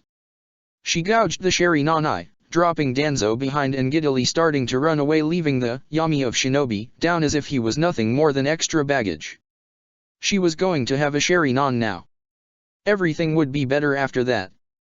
Oh, she was going to become as strong as Kakashi, the bastard. Behind her, Danzo exhaled slowly as he let himself drop against the tree trunk. His back ached, his entire body felt heavy. He had used his naga too many times to give time to the recon teams to leave. He had attracted the enemy nin's attentions, and had fought and tore them down from the skies with the use of his wind techniques and summons. But even he had his limits. Now, the past finally caught up to him. Hanyashu. the Umbu of the land of wood that once was a nation by itself near Konoha's border, from whom he had gleaned the secret of dissociating oneself from the body, and that he had implemented alongside many other techniques into his root training. Then, as the final test, his root forces had annihilated their country, making Konoha merge with it. Now there they were, those who had survived, patiently encircling him. His past was there, and now was the time to face it. Danzo, the leader, smiled. It's been a while. Hayato, Danzo coughed. I knew I should have burned your corpse to make sure. We have come for you, old crone, Hayato said gleefully. How does it feel? Can you believe the irony of the situation? Come on then, Danzo smiled. Help an old man up. Hayato did so, before nodding to one of the men standing in semicircle. The man walked forward, removing his demon-like mask to show the same feature as those of Danzo, down to every little nick and wound. Orochimaru wanted a body as proof, Hayato remarked as he silently nodded once more to the man that so vividly resembled the Yami of Shinobi. There was a swift movement, and then the body double committed seppuku in front of them, his head rolling down on the ground as blood gushed to cover his clothes with it. So dies the Yami of Shinobi, Danzo remarked quietly. Where will Orochimaru pick us up? In the land of wind, Hayato replied smoothly, grinning slightly at Danzo's puzzled look. I see, the Yami of Shinobi nodded slightly once. Then I suppose there is no longer a need for this. With his free hand, blades of wind slashed at the arm created with Hashirama's cells. The arm twitched as it fell in midair, before slowly erupting into a giant tree that grew up to the point where it rivaled those nearby. Stemming the bleeding with his remaining hand, Danzo's eyes settled over the horizon where the sun was falling. The shadow is stronger at dusk, the Yami of Shinobi quipped. Is that the saying about the cage being stronger the more there is a need for them? In part, Danzo remarked as he began to bandage his wound before using his teeth to tightly compress the gauze. It's a Nara proverb. Some say, the shadow is stronger just before dawn, but what they all seem to forget. Danzo exhaled as he checked the bandage once more, before deeming it fit enough for him to march. Is that in the night between dusk and dawn darkness rules supreme? Chapter 38, The Light Dies. The land of claws had deep crevices and fissures that naturally formed from the multiple rivers that crossed from the land of fangs. The fact that the rivers then connected with the sea, while the entirety of the land of fangs was actually like a rocky cliff into the ocean, was what had begun tensions between the two close lands. The land of claws demanded a tariff to the boats that passed to reach the sea, and the land of fangs refused on the basis that the rivers began in their land, and thus meant it was theirs. Across the many rivers and chasms, however, there stood stone or wood bridges to connect one side of the country to the other or to its neighboring nations. The bridges were also natural choke points, which meant that they were also natural ambush sites. That was probably what had made Jiraiya wary enough to separate the group in order to cover most of the column. Naruto was at the end of the column, with the elderly and the young as well as with Hanzaki. A few kids of barely 10 were walking alongside him, every now and then asking question about what it meant to be a shinobi. Sakura was at the head of the column, together with Yojao-sensei. Some distance would do her good, had been the sensei's words, and only after Naruto had acquiesced had Sakura strived to obey it. Naruto grimaced at the thought of Sakura's face. She had looked hurt and betrayed. As he walked, one of the kids asked, his brown hair tied in a ponytail and his brown eyes shining with mirth, the beauty of innocence packed into a small body, and with a sweet smile to boot. "Nah, ninja-san." The boy was smiling as he spoke. "Do you think we'll be happy where we're going?" Naruto blinked, before nodding hesitantly. He had little experience with people being happy no matter what the situation was. "I hope so." "Good. So my mom will stop crying now." The boy frowned. "My dad's gone ahead, that's what my mom says." "You think he's already found us a place to stay?" Naruto inwardly looked around, before finally settling on a diplomatic answer. "I'm sure he has," Naruto grimaced as he turned his gaze towards the back. There had been no subsequent attacks from the monsters, which was strange. There should have been something at the very least during the night, but nothing. "So, do you think the house will be big?" the boy asked with a toothy grin. "Like, really big? With 4 rooms or maybe even 5? Yes, Naruto nodded. I'm sure the house will be big. And do you think I'll become a shinobi strong like you then? The boy asked once more, eyes twinkling. Naruto mentally groaned. Where was the button to mute him? Yes, he ground out. Now I'm trying to do my job, can you be quiet, please? The boy quieted down immediately, albeit sniffling. Naruto frowned as he gave one more look around. It was as if the trouble had disappeared. That couldn't be good. Trouble never went away, it just moved somewhere else to strike harder. His ears strained to hear the sounds beyond those of the other children asking him questions about Konoha or if he was in a relationship with someone that came from a shy 8-year-old girl.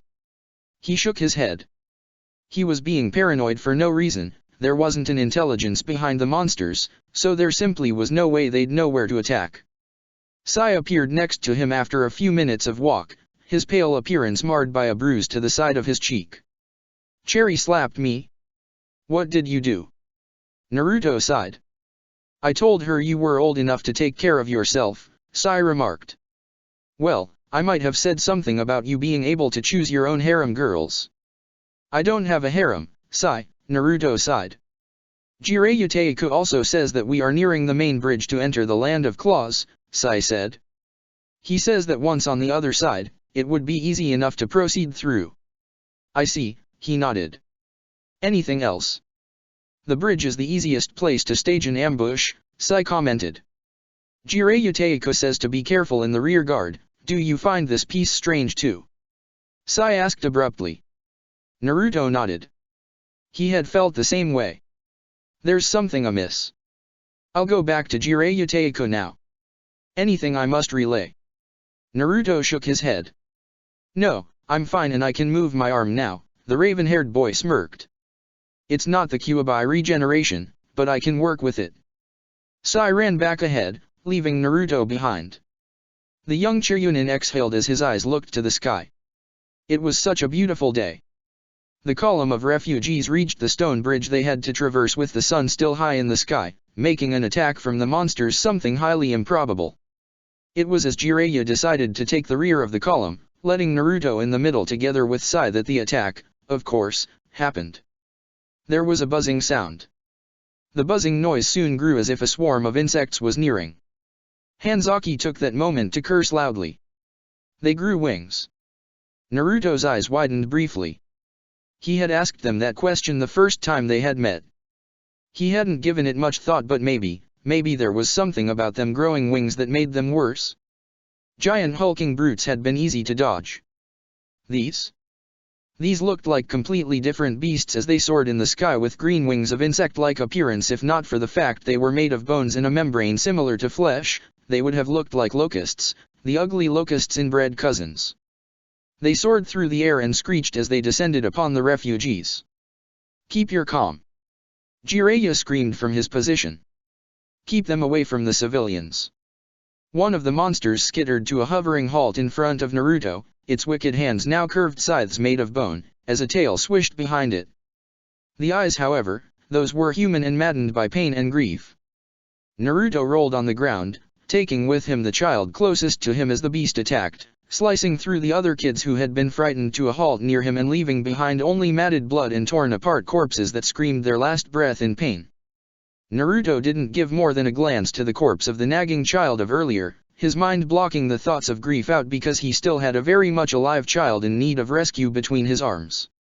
Blood had splattered over Naruto's clothes, as he dodged the attack of another of those insect-like beasts to reach for the other side of the bridge, where Yojao-sensei was protecting the civilians that had traversed safely the bridge. He looked at Sai, who had followed and guarded his back up till then as he handed the child over to his grateful mother. Sai. Give me some fire. The pale-skinned boy spewed flames upon the insects nearing on them, just as Naruto's own blades of wind soared in the air to enhance the deadly technique. The insects hit by the blast screeched, as the smell of charred flesh reached Naruto's nose, making him frown, but not overtly so. He ended up recalling the first time he saw death as he brought himself back to the center of the bridge where more civilians needed to be rescued. He watched the insects scream and burn alive while regenerating and still not dying, and he powerlessly gazed at the civilians he couldn't help as they were pierced by the scythe limbs or devoured by the creatures alive. He hoped Jiraiya-sama would be able to hold off the air brutes from the back long enough for the refugee to pass through. The thought distracted him slightly from the scythe of one of the burning monsters swiping towards his head, forcing him to jump backwards in order to avoid the monster's limb. That brought him in midair nearly to fall off the bridge, having misjudged the distance of the jump. Sai's ink technique however conjured a whip, which surrounded Naruto's waist and brought him back to the safety of solid land. Sakura joined them like a pink blur a moment later as she passed by a blazing ball of fire that was a screaming Otagaku or shinobi, a kunao in her hand and steel wire bundled and held with the other free hand. She pulled the wire a moment later, letting it tighten and clasp around the insect-like wings of one of the monsters that stopped the creature from flying, as it plummeted to its death. Yojo-sensei sent me to assist. Sakura chirped happily. She was glad to be with her teammates once more and it showed in the way she chippered about in the midst of the corpses and the monsters. Yuck. They're nasty these ones. She babbled as she skidded to a halt near Naruto. Naruto-kun. If I'm a good girl, you'll forgive me, right? Sakura, not now. Naruto barked back as his kunao came up to parry a scythe limb. That was a mistake.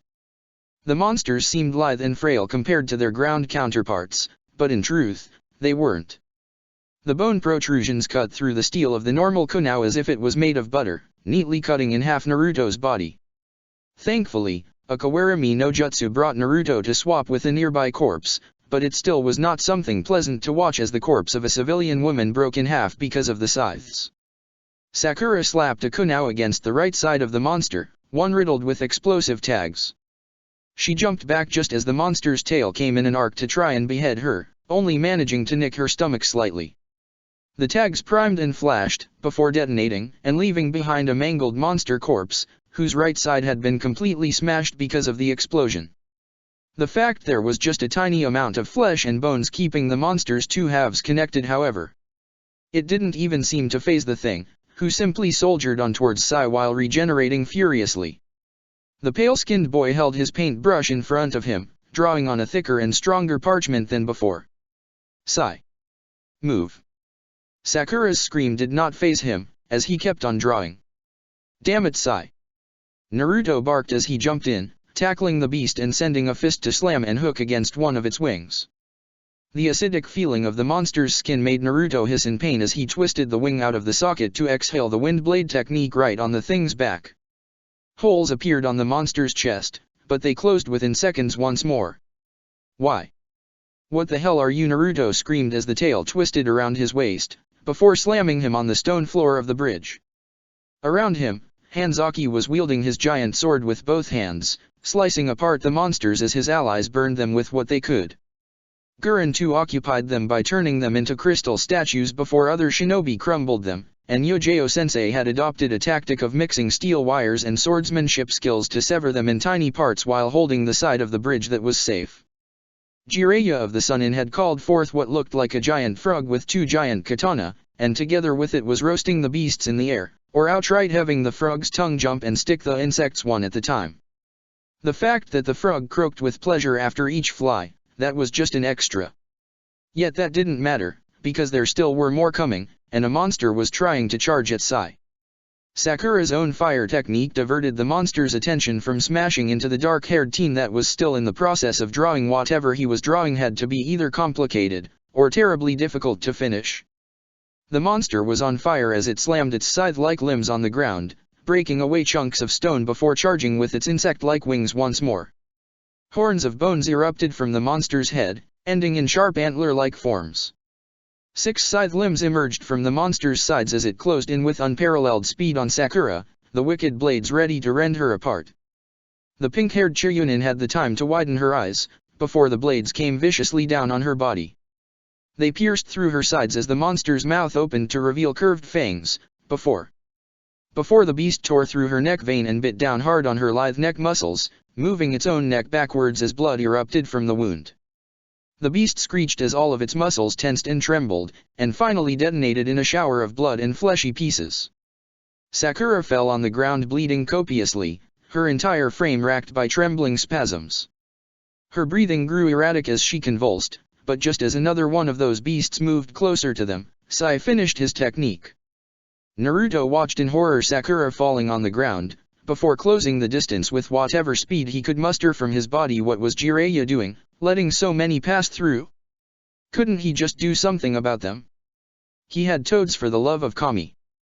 The second monster's scythes tried to come down on Sakura's convulsing body, but an Inko and I with a giant ink club smashed into the beast, sending it flying away from her just as Naruto reached the fallen girl and grabbed his Yoroi Tonto. "Sorry I'm late," Sai said before giving a wary glance to Sakura. "Call help," he added then, falling down on one knee near Sakura. "The technique is too taxing for me to maintain for much, Dickless." Naruto's breathing grew slightly calmer. Sakura was convulsing, but she was still alive. Sai was taking care of her immediate health needs. They needed help. The Kyuubi refused to answer him, and as he bit down on his lips, he could feel the coppery taste of his blood mix with the earthy flavor of the ground. He wondered where the sand was now. He could really use having two giant sand hands to help him in that moment. The front of the bridge was nearly devoid of refugees. Those who hadn't saved themselves by moving past the bridge and further down the road in the land of claws were those paralyzed in fear who couldn't move and were down on the ground shivering and crying. The Oto shinobi were all battling for their lives, but already their breath was coming short. Naruto watched one of the shinobi from sound, a man wielding scissor pincers overextending his reach and ending up sliced and then feasted upon by 3 of those lab experiments. A shrill echoed in the air as Naruto decided to begin moving towards Yojao-sensei. She had healed him, there was no reason she couldn't heal Sakura too, and that froze Naruto in his bones. A giant-looking mayfly of a deep cerulean color flew down from the head of the swarm of the monsters, her bushy antennas moving frantically around, as her mouth seemed half torn apart. One side looked monstrous, with buck teeth and giant black mosquito-like eyes. The other side was that of a frail-looking girl with teal hair. Her breasts hid behind thick cerulean straps, while her lower body resembled that of a giant bee, only made of flesh and bones, rather than chitin. She was flying on insect-like wings of teal color, wide but at the same time fuzzy and fleshy. The moment the shrill was done, the meek voice of the otherwise horrendous monster resonated clearly in the air with the same tone of a young girl, a young emotionless girl. And it spoke the name of a technique, rather than words. Katon, Kazumi and Bu no Jutsu. Thick gas erupted from the monster queen's mouth, as a dense fog suddenly darted forward to cover the bridge. "Don't use fire techniques," Guren's voice roared. "The gas is explosive." Unfortunately, Jiraiya's toad had already drenched in oil a large part of the monsters the Sunin had been battling, and the smoldering remains of a few still flared lightly. All it took was a spark. Naruto had barely the time to spin around, calling forth as much wind chakra he could create in such a short time, before exhaling it in the direction his teammates had been in the thick fog. And a second later, the bridge exploded. The fire went where there was the most oxygen, tearing apart monsters and shinobi alike on its path towards Naruto's mouth and face.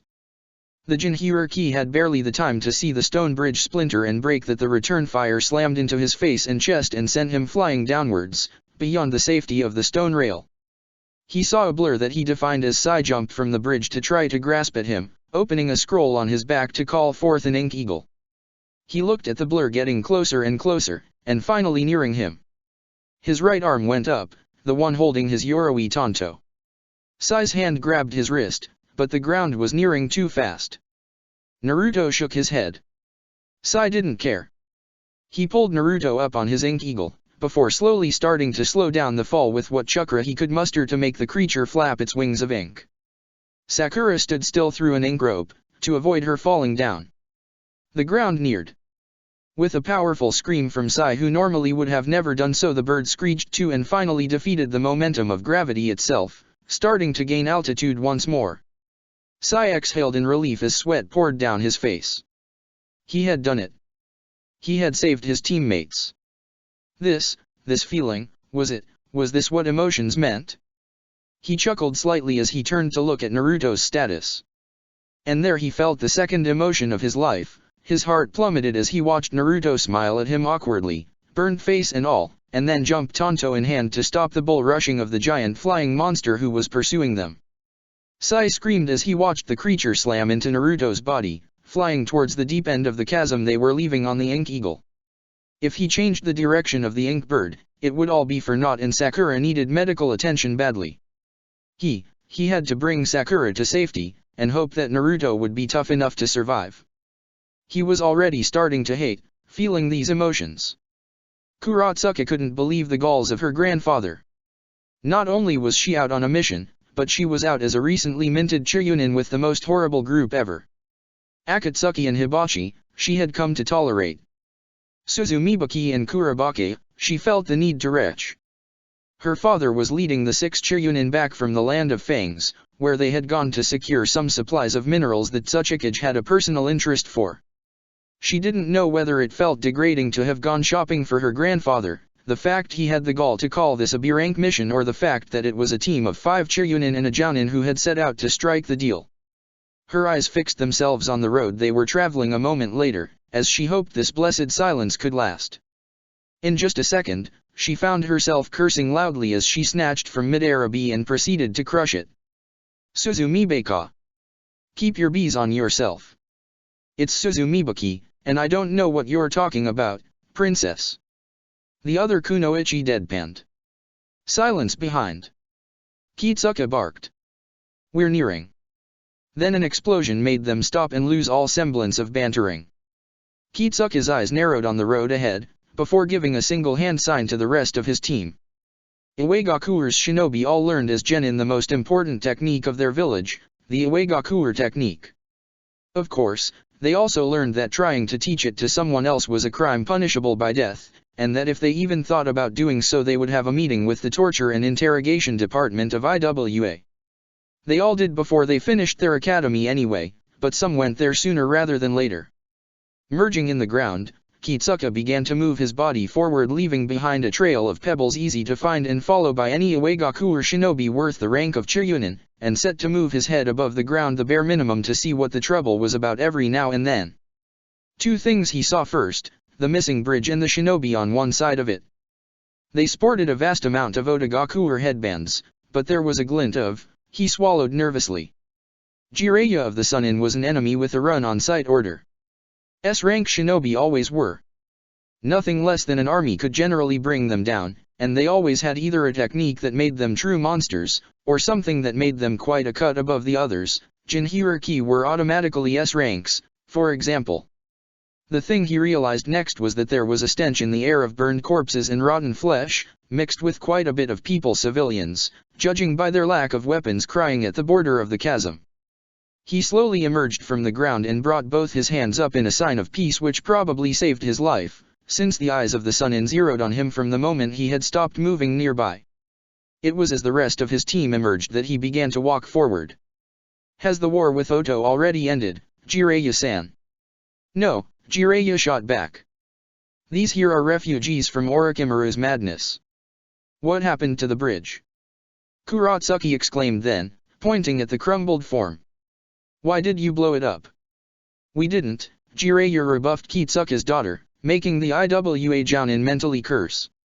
That was no moment to antagonize a Sunin, they had no means to escape an encounter, and if they died, the blame would shift to the land of claws in an instant. We'll find another way through then, Kitsuki remarked as he made to turn his head to nudge his team into leaving. Not so fast, Jiraiya said, with a smile on his face. I know you Iwagakure shinobi can pretty much work with earth easily, right? Yes, Kitsuka gritted his teeth. What help might you need? Father. There Kurotsuka went again, why are you actually willing to help them? Kurotsuka, Kitsuka hissed. Be quiet. Kurotsuki recoiled slightly, before huffing and crossing her arms over her chest. Suzumibuki just smirked at that display, before letting her bees slowly start flying behind her just in case things went sour quick. Could you build a temporary bridge? The Sunin answered to Kitsuki. It doesn't have to last much, we just need to link with the other side of the chasm. There are some refugees who remain there and many aren't able to jump by. We will, Kitsuki nodded, before turning to look at his squad. You heard Jiraiya-san. Start working. He then moved closer to the Sunin, having seen the subtle gesture. He didn't glance back at Suzumibuki, even though he did squish the bee that had tried to hook to his vest. The Kamaizuru clan needed to learn to stop trying to one-up others.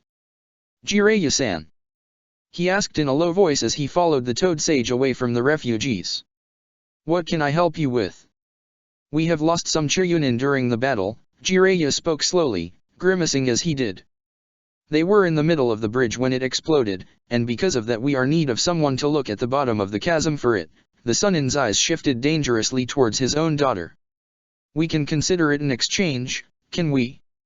Kitsuki exhaled slowly, before nodding imperceptibly. That made the Sunin smile brightly as the white-haired shinobi gave him a wide pat on the back. That's my good old friend. I knew you'd help us. The Jounin of Uegakuer grumbled, but said nothing else. He moved to the border of the chasm and looked down. There were at least a few hundreds of meters before the river down below. The man was really expecting them to have survived if they had fallen? He was just about to jump down, when a black ink eagle emerged from beneath, depositing a tired-looking Sai and a foaming from the mouth Sakura in his arms. Sai had a dark bruise over his right eye, but he still managed to drop his teammate into Yojo's arms before falling on the ground face first, completely spent. The ink eagle slowly melted back down to an inky puddle, and remained there immobile like its creator. We're short one, Jiraiya's voice was stern. Kitsuki naturally tensed. Of course, the man had made it seem like an everyday mission with no other reason for asking his help, but that Tsuchikage had told his shinobi of who the Nujin hierarchy was, as well as whom his teammates were. They had all memorized their faces. It is never a smart idea to harm someone. A veritable weapon of mass destruction considers a friend. Villages had toppled for far less. So with two of the Konoha's Jin hierarchy there, the third one that was missing could only be Jiraiya-sama. I need your help here now. The purple-haired woman spoke crisply to the Sunin, her hands covered in blood as she held down the foaming pink-haired girl. What is this? The Sunin's eyes narrowed on Kitsuki for a brief moment, before he spoke firmly. Go and get the boy and bring him back alive, understood? Yes, Jiraiya-san, Kitsuki nodded awkwardly before doing just that. As the Uegakuer Jounin jumped down, Jiraiya moved quickly to Sakura's side. Her neck was no longer bleeding, but pulsing tumorous masses began to spread from the wound, slowly rotting away the flesh as her skin blistered and reddened. A seal similar to that of the cursed mark of heaven formed, before pulsing corroded nature chakra into the girl's body, molding her body together with it. Jiraiya cursed as he began to work. He couldn't worry about his godson now. He had to worry about getting the girl to live. The seal worked fast, but he wasn't renowned as the Fuinjutsu expert of Konoha for no reason. He was good at what he did. The first 5 containment seals he drew, the cursed heaven seal tore apart with ease. He just managed to get time enough to devise a few more, until they all finally settled in one after the other.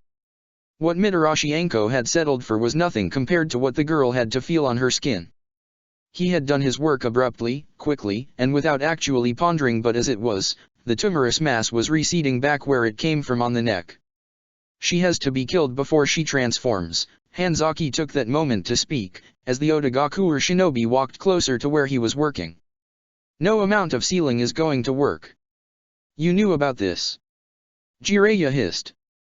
Maybe you should give me this information now, rather than wait until you have been successfully escorted to your new home, the toad sage growled.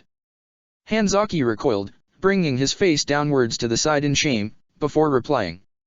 That's how they reproduce. Orochimaru used some of the clan as lab rats. They were the first. The thing you saw? I recognized her. She was such a sweet child, and now. What did they do to my student?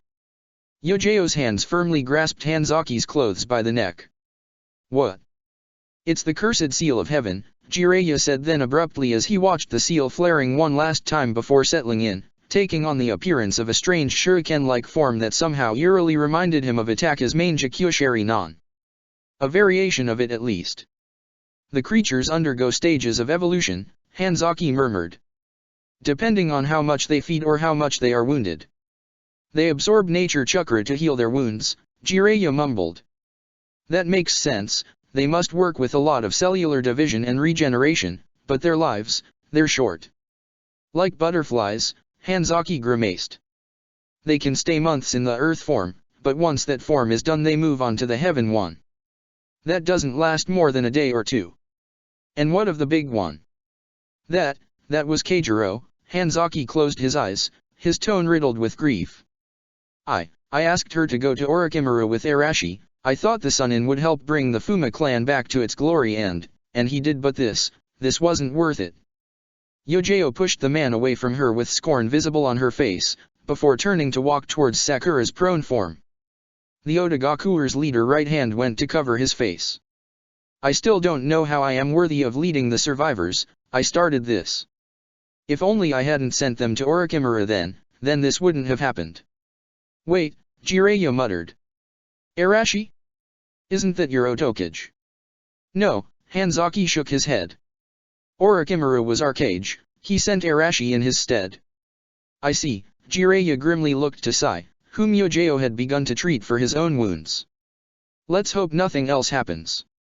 The Toad Sage whispered that, looking towards the Uegaku shinobi, who were now finishing giving the last touches to the stone bridge. It wasn't as sturdy as the one before, but it would hold to let the refugee on the other side through. How did they know where to attack us though? Jiraiya remarked after a few seconds of silence. They didn't look that intelligent. They sense chakra movement, Hanzaki murmured. Like Guren's crystals can be used to sense vibrations of electronics. You knew all this, Jiraiya hissed. Why didn't you tell us?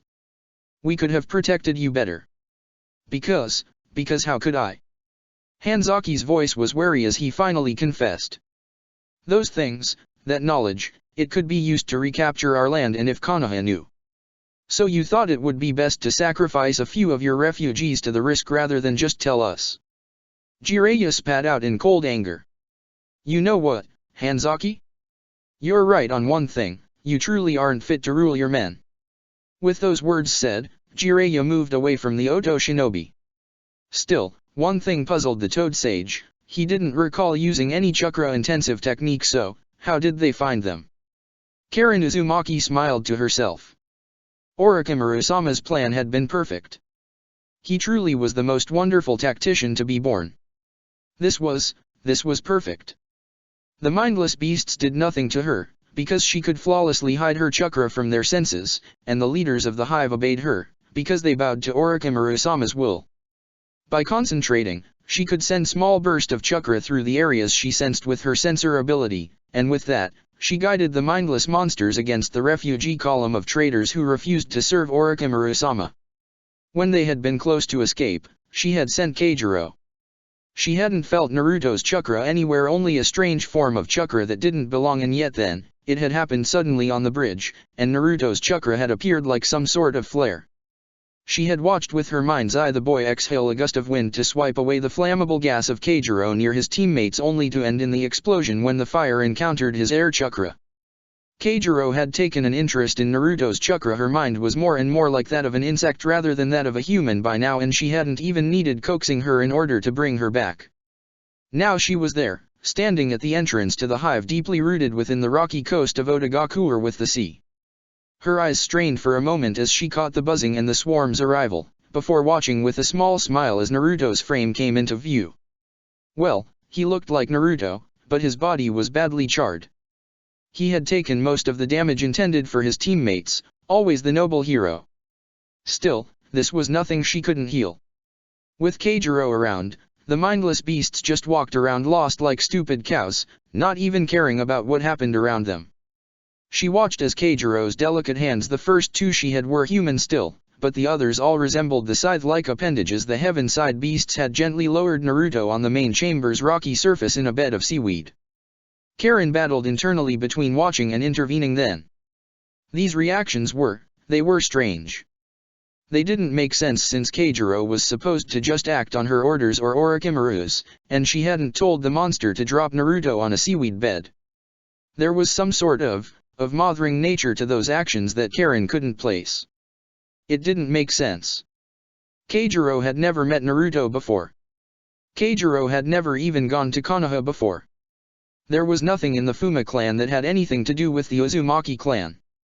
That mothering nature wasn't showed even when she gave orders. Most of the time, Keijiro just clicked and hissed in annoyance at her or at the mindless brutes without pause.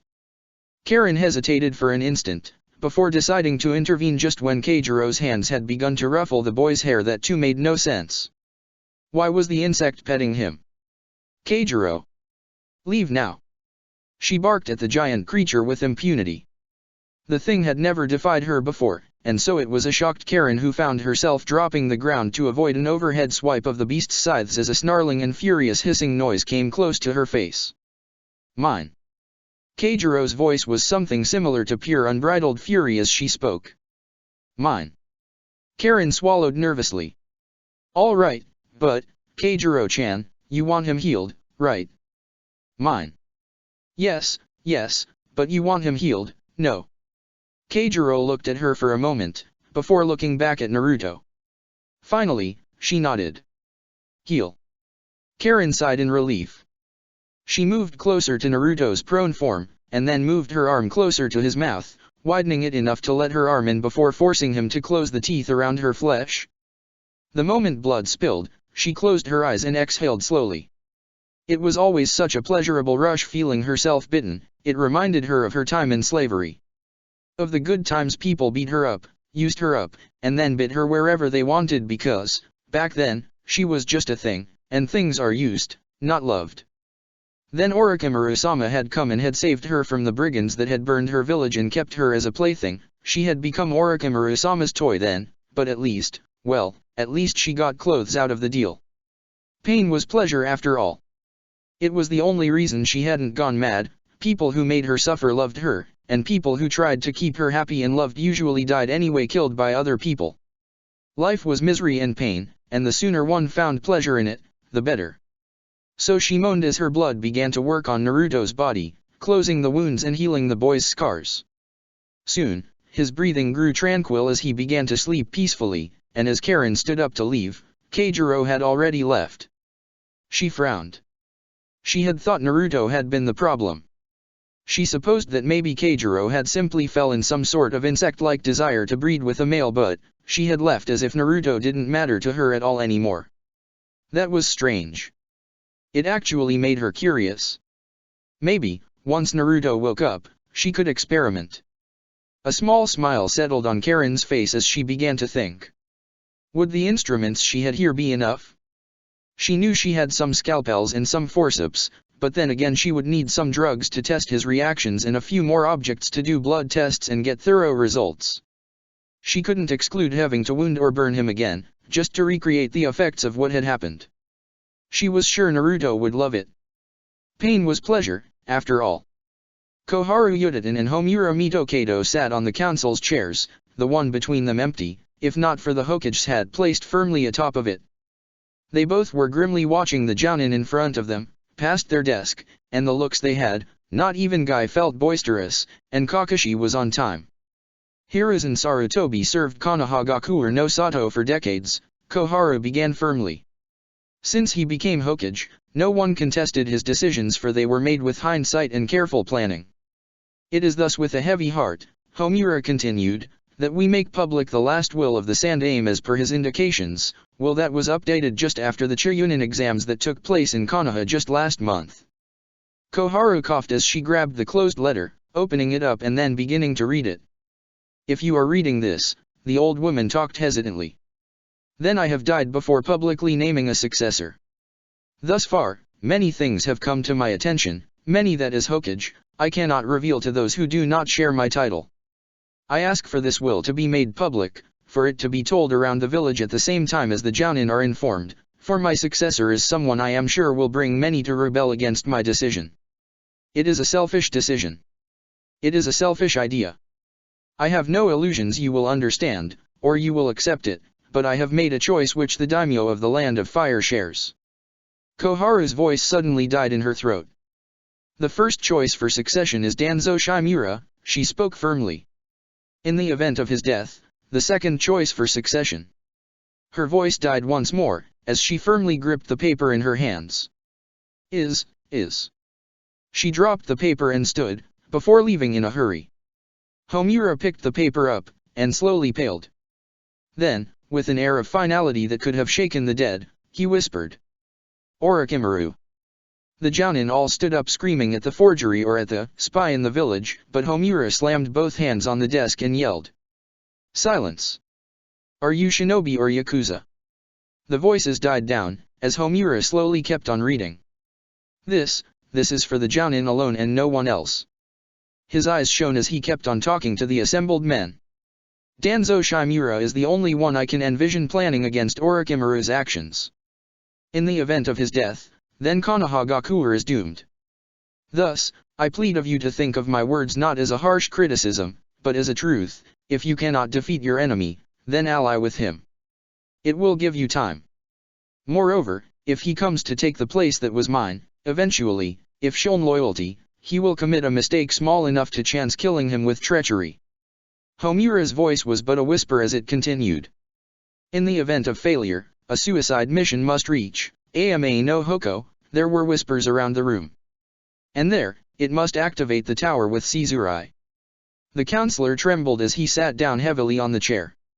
He slowly removed his glasses from his face, before putting his fingers to the sides of his nose and pressing down hard as he kept his eyes closed. He felt a headache coming already. And he could do nothing to stop this from happening.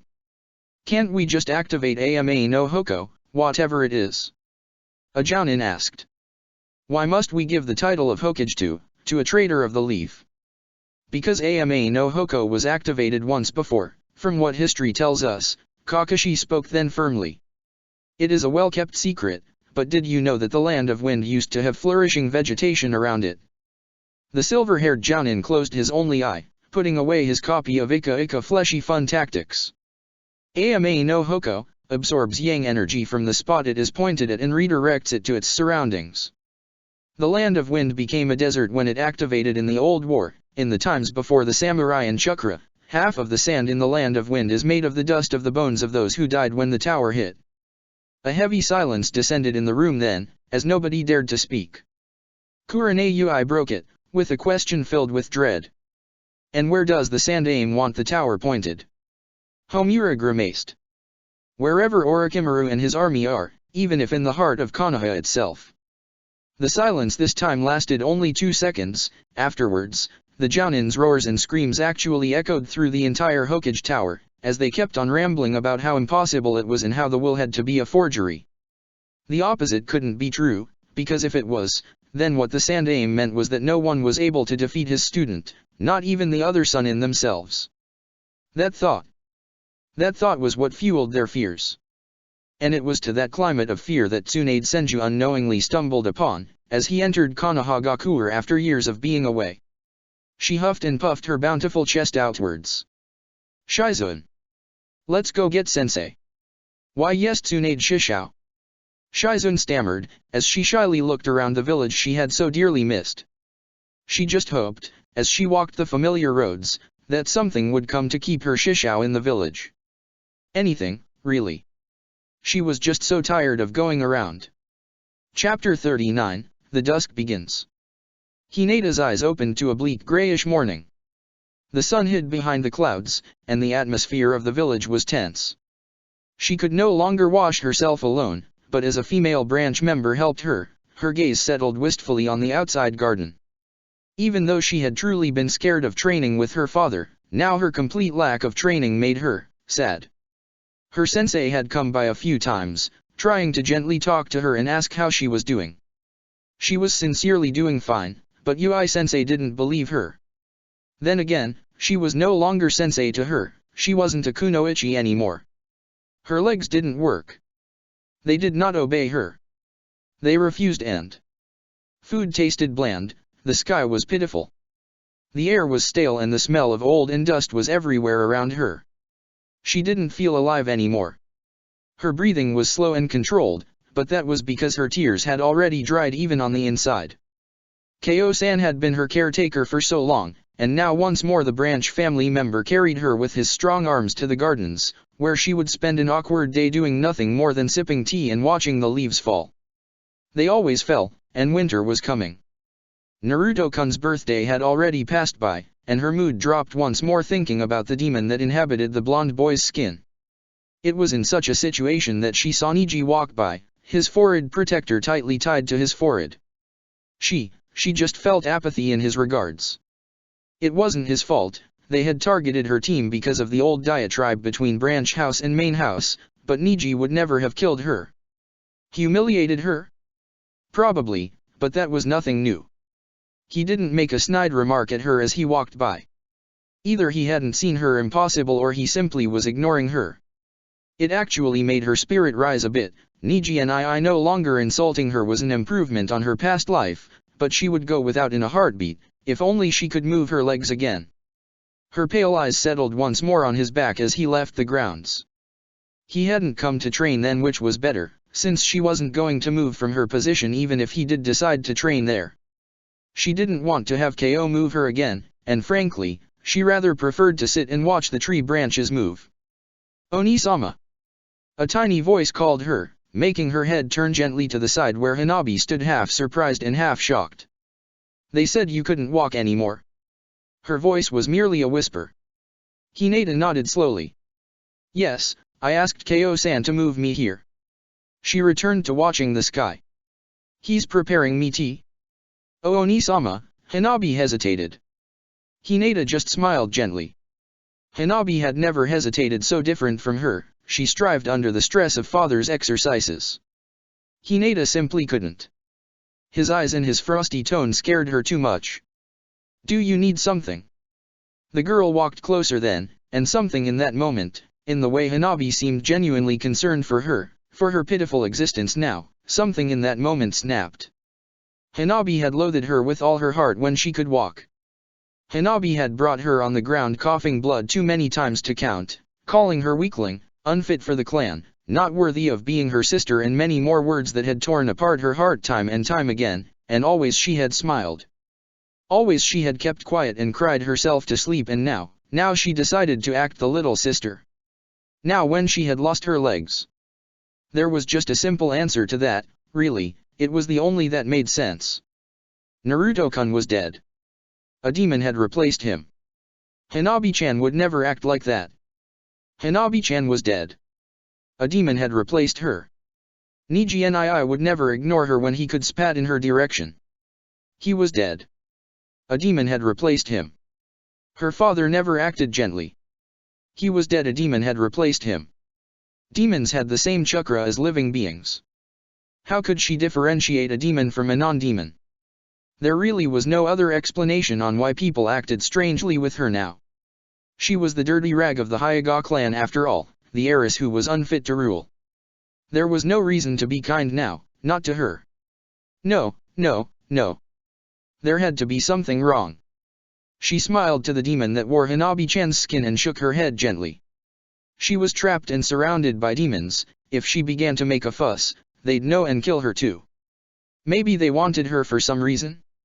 Maybe they wanted to use her for some sort of ritual. Didn't demons do that? Maybe they wanted to have her give birth to demon children. Was that why her father talked of arranging a suitable marriage for her? No, it couldn't be. Tears began to fall down her cheeks as the demon wearing Hanabi's skin took a step back, her face clearly showing worry for her condition. "Oni-sama." The tiny voice of Hanabi came to her ears through Hanabi's mouth, and it was Hanabi's skin, but beneath it, there had to be a demon. It was the only answer. She couldn't remain calm, not for long. Her sister's skin was the garment of such a foul demon, she could not tolerate it. There had to be a demon beneath her flesh. Hanabi misunderstood. She misunderstood and neared her older sister, her heart beating slightly as she believed she was simply watching her sister breaking down from her words. She was sorry she had done as her father asked, but father was father, what he said had to be. Now her older sister was no longer going to train and would never walk again, and Hanabi's tightly controlled dam over her feelings had burst out after seeing her in such a state. Therefore, Hanabi neared her and hugged her older sister. She hugged her and cried, bawling over her sister's state and begging forgiveness for all the times she had treated her badly. "I'm sorry, Oni-sama, I'm sorry." Hanabi cried as she held onto her older sister's kimono. "I'm sorry, What are you sorry about?" Hinata's voice changed suddenly, her eyes cold. "Oh, Oni-sama." She looked at her older sister with surprise and a slight shock. It was only the fact that indeed, Hanabi had trained more than Hinata. That made the difference between her dying and her surviving the moment. Because the moment she said Oni-sama, Hinata's right hand had come down with all the speed the elder Hyuga sister could muster against Hanabi's ribcage. "You don't get to be sorry, demon." Hinata screamed as Hanabi barely managed to block her attack. She could feel her right arm burning from the chakra coils cut from the attack. If the attack had connected with her ribcage and her heart, she would have died. "Give me my sister back, fiend. Monster." Hanabi jumped back, staring in fright at Hinata crawling on the ground towards her, her nails digging in on the parquet as she kept on screaming against her. "You're not my sister. You're just a demon wearing her skin. You're not Hanabi-chan, but a filthy, lurid hellspawn fiend. You killed my sister, and now you want to kill me. What? No. Oni-sam. Don't call me that." Hinata screamed, as members of the branch family began to arrive with hurry after hearing the loud noises. "You're not my sister." Hinata bawled over as she cried. "You killed her, demon." "And no," Hanabi shook her head, her eyes stingy and watery. I didn't, Oni-sama, you're." "Kill me or get away from me," Hinata spat out darkly. "I can't stand seeing my sister's face on you, demon." And for the first time in years, the Hyuga sister who left crying was not Hinata, but Hanabi. Hinata exhaled loudly as her arms trembled after the effort she had done. She could feel her breathing growing ragged, but she hated herself more than she hated the demons. If she had been stronger, they wouldn't have taken her sister, her father, her cousin, her Naruto-kun away. It was all her fault in the end. But she would fight them tooth and nail. And when the demons would come to eat her, then at least she would die and go to the heaven where fighters went, the heaven where Naruto-kun surely was waiting for her to come. As Hinata closed her eyes to the need for rest, another boy shrouded in darkness touched gently the bark of a tree. Sasuke was not happy with the arrangements for learning how to live blind. He didn't know why he had to leave behind the Uchiha compound, or why he was now apparently a live-in guest of the Inyazuka. What he knew was that the entire compound filled with noises worse than a full-out party every single time a shinobi or kunoichi of the clan came back from a mission. Even when they were simply late, they celebrated twice, the moment they were supposed to arrive and the moment when they finally arrived. He steadied himself and took another step. He was doing well, at least he hoped so. The trick was simple and unnerving at the same time. It was the same principle of walking on trees or surfaces: stick chakra to the ground and let it slowly pan out. Sure, you will not see again, but the difference in chakra will tell you if you're about to step on solid rock, tree bark, or well, dung. Because yes, his training consisted on walking through a field disseminated with dog crap. The fact the Inyazuka did that with their noses stuck to the ground actually made him a favorite, but then again there was no way he'd sniff the dirt, or take a facial of shit. He actually smirked at the image of Hana taking one during the test, even though she claimed she had aced it on the first one of her tries. He had no idea what Hana's appearance was to begin with, but he imagined her like a bulky brute with a club tied to her back and 3 ferocious wolves. Maybe he did imagine her with more scars than not and more feral qualities, but from some Inyazuka he didn't expect a flower lily. He had actually met Kiba's mother. She had asked her team for a D-rank in cleaning dog shit and putting it aside for something. Well, now he knew what that something was. He took a slow steadying breath. He could do this. The next step would be solid if he landed it a few centimeters forward. Just to be sure, he brought chakra to his soul and calmly, his forehead was sweating, began to settle the foot down. The loud yapping of a dog distracted him, making him flinch and stumble. His foot ended up with a squish sound and Sasuke's forehead sported a nervous tick mark. Where? Eyes. That dog. He snarled, gritting his teeth and clenching his fists, slowly trying to clean his foot against the grass blades. The only result was that he squished another shit. And then one more, and again, and by the time he was at the 4th he just surrendered and walked ahead towards the exit of the training course, ignoring the repeated squish noises or the horrendous sensation between his toes. He knew, thankfully, where the water pipe was near the kennels. The yapping grew more insistent as he neared the water valve, until in the end he heard the noise of running water. "Stop it!" A rough voice called to the yapping dog. There was silence a moment later, as whoever spoke sensed him. The dog began to cry and whine. "Stupid dog," the man grumbled. "Well, boy? Failed the course? Ah, you're the Uchiha." "Yes," Sasuke gritted out. "What's going on? You can't see?" "Oh right, you can't," the man chuckled to himself. "Well, one of the bitches gave birth few months ago, but out of 6 puppies one's an albino. We can't have that, they're weaker than the others and can't use chakra properly. So I'm trying to drown him. I shouldn't have put it off for so long though, because he's got a nasty bite now." Sasuke remained quiet. "Well, I'll probably wring his neck then." "Wait," Sasuke blurted out. "Can I have him?" Listen brat, why do you care?" Sasuke shrugged. "No reason. This isn't a charity, you know? The corpse is normally used as feed for the other dogs, and the bones are ground to dust to be used too." "I'll pay for him," Sasuke snapped. "Oh well, it's a weight out of my shoulders." Sasuke swore he could feel the smugness in the other shinobi's face. The moment the man left, the Uchiha heard the soft pit-patter of the yapping dog moving closer. It was then that something made his ears twitch. Pit-pat pit-pit-pat. That didn't sound right. It was supposed to be a rhythm of right leg, left leg, right leg, left leg. It sounded as if. His hands went down to the nose of the puppy, which actually licked the palm of his hand and nuzzled its furry face against it. Sasuke's other hand moved to look at the limbs. 1, 2, 3. The dog wasn't only an albino. He was also a 3-legged runt. Sasuke tensed slightly, but eased a moment later. A dog with only 3 legs was no different from an Uchiha without eyes. Both were incomplete, both were useless, and both were actually unworthy of living. Yet they lived all the same. He exhaled and grabbed the dog gently by his midriff. "You know where the water valve is?" "Woof." The dog barked excitedly. "Woof.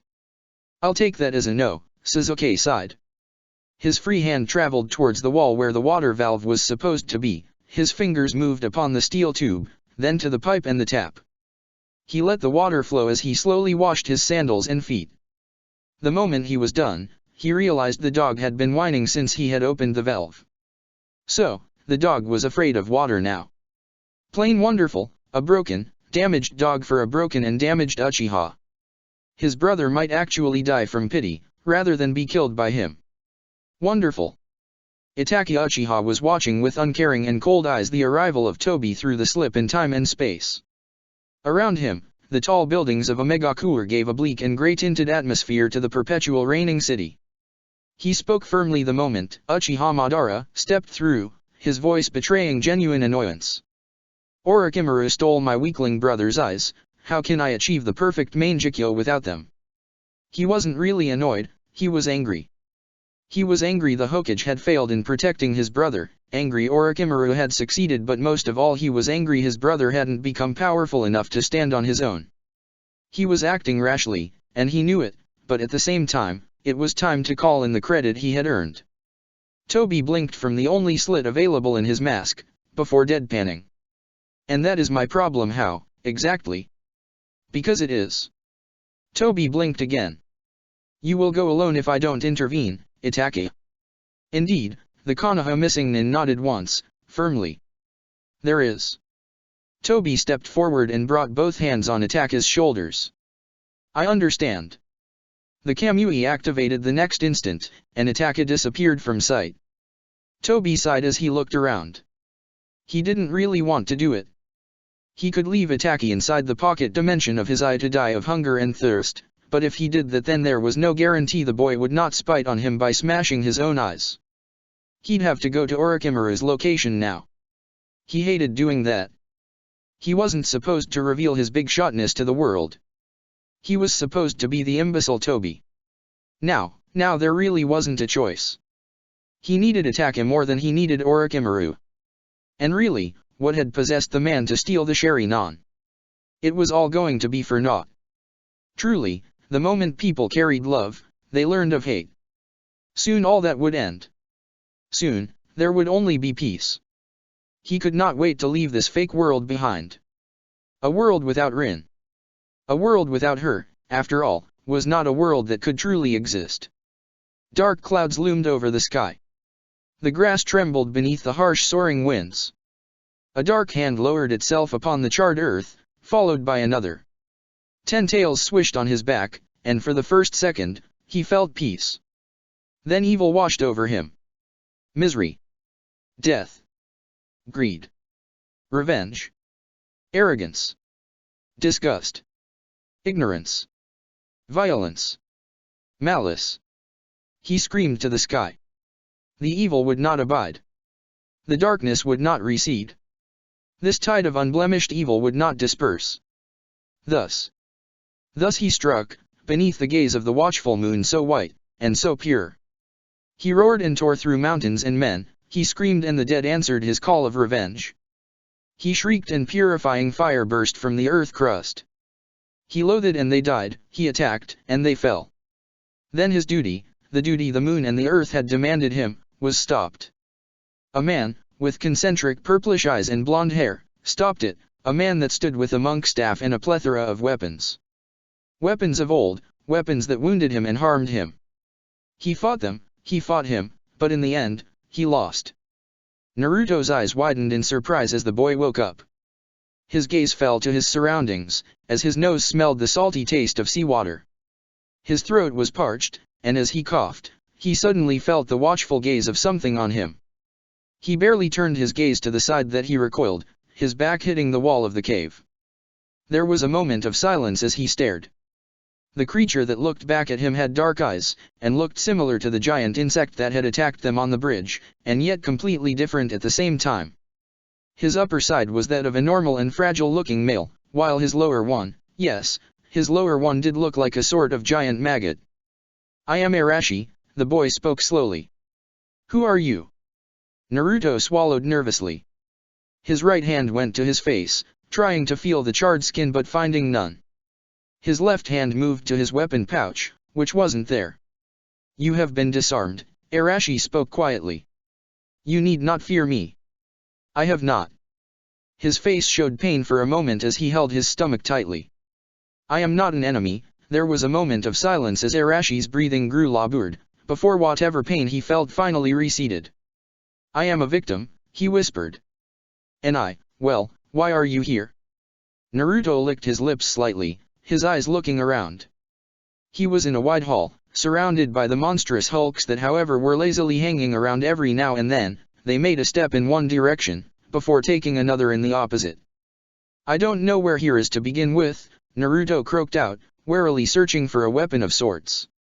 He could try to break a chunk of stone with his bare hands, or maybe his head the forehead protector was made of steel after all.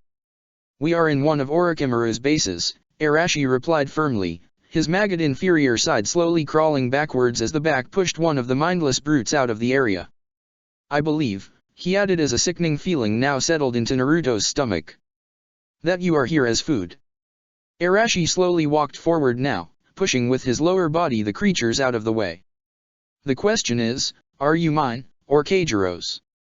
"I'm not food," Naruto squeaked as he slowly stood. He didn't have a kunao, but as long as he had his chakra he could. Arashi's maggot body erupted with thick silky strands and humanoid twisted pincer-like limbs as they slammed Naruto against the cavern's wall, making the boy wince and scream in pain. The moment blood spilled, Arashi stopped. He stopped and slowly inclined his head to the side, taking hesitant sniffs. That was when Naruto was dropped unceremoniously on the ground, only to land on a soft panel of sand that had appeared from the various sediments in the cave as if attracted by his blood.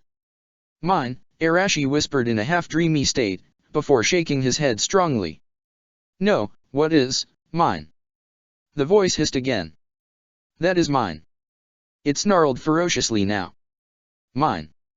Mine," it laughed. "It is mine. Why are you not mine?" It whispered then. "We are, no, Arashi shook his head, taking steps backwards. "Stay out of my head." The man screamed. "Out. Out." Naruto frowned, slowly standing up. He held his bleeding wound with his right hand, watching as the blood that seeped out from his tattered clothes stuck to the stand, which soon began to levitate near him. Stop doing this to us! Arashi screeched, before his entire body went limp. Naruto stilled in shock. Just what was going on? Naruto, Arashi spoke then firmly. Naruto? Can you hear me? The voice was distorted. I dare not take control of this body, lest I end up trapped inside, it spoke once more.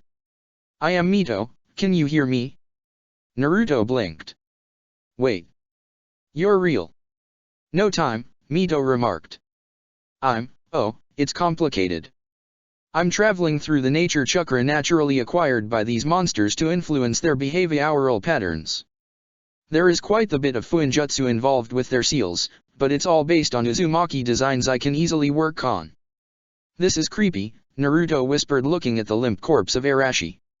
I'm abusing Kurama's powers, Mito commented. His corruptive chakra can easily overload these things, but I'm wary of giving him too much leeway. So wait, you're telling me I can control them? No, Mito snapped at him. And you should try and escape now. How does that work anyway? Naruto muttered as he slowly limped away. And why am I still bleeding? Why do you think blood is needed to summon creatures? It naturally connects the chakra to the nature chakra of the world, which makes for an easier transition of summons from one side to the other. Mito speaking was a bizarre and horrific accident, but the things she said, they simply didn't make much sense to Naruto to begin with. I think I understand it slightly, chakra makes you and blood connects you. Actually, the correct way to put it would be that the extra bit of sealing on your seal was meant to alter some of your chakra to be digestible by mine, so that I could theoretically impart on you the knowledge of how to work with the Kyuubi's chakra before disappearing. That is unfortunately no longer an option, as I was forced to rend the seal in order to permanently withhold both Shukaku and Kurama into a state of perpetual imprisonment. Can you please stop talking?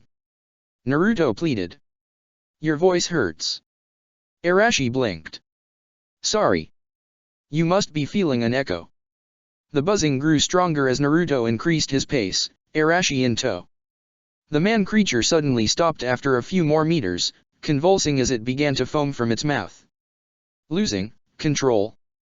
Naruto's sides hurt. His legs hurt, his entire frame hurt, but he still ran. He ran past corridors and creatures that tried to behead him with their bone clubs.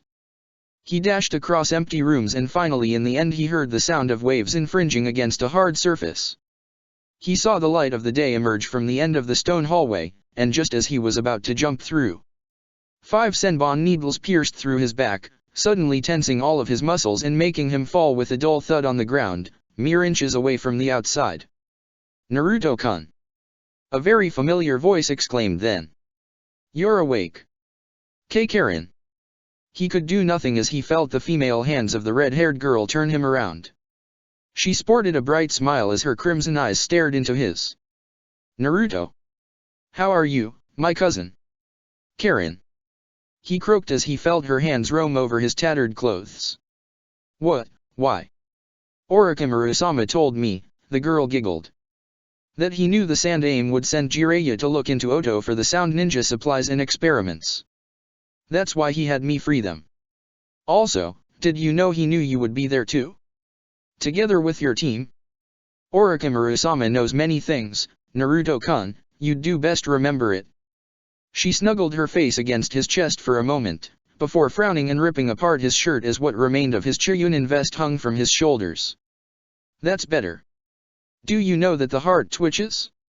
It goes thump-thump but sometimes it also goes ba-thump. Why can't I move? Senbon coated in paralyzing poison, I hit the nerves related to your main muscle clusters, but not the mouth, she smiled. I need to hear you scream after all. Naruto closed his eyes as he slowly felt a thrumming sensation on the back of his head. What did you say? I need to hear you scream, Karen nodded firmly. And I have to test out why Keijiro acted strangely with you. I already ruled out her heat period, she isn't laying eggs since her hybrid ovaries are reaching the gangrenous stage. Lucky her, she must be suffering a lot. It was the wistful tone of Karen's words that made Naruto's eyes widen. Was the Karen I met a lie? Naruto choked out. You can't become met overnight, he murmured. You can't. Karen said nothing, but she did scoff before grabbing a sharp senbon needle. Did you know, Naruto-kun? There are certain nerves which can be hit to bring forth pain and pleasure. She smiled as she used her free hand to scratch his chin. A tiny prickle, and like magic you start screaming your lungs out.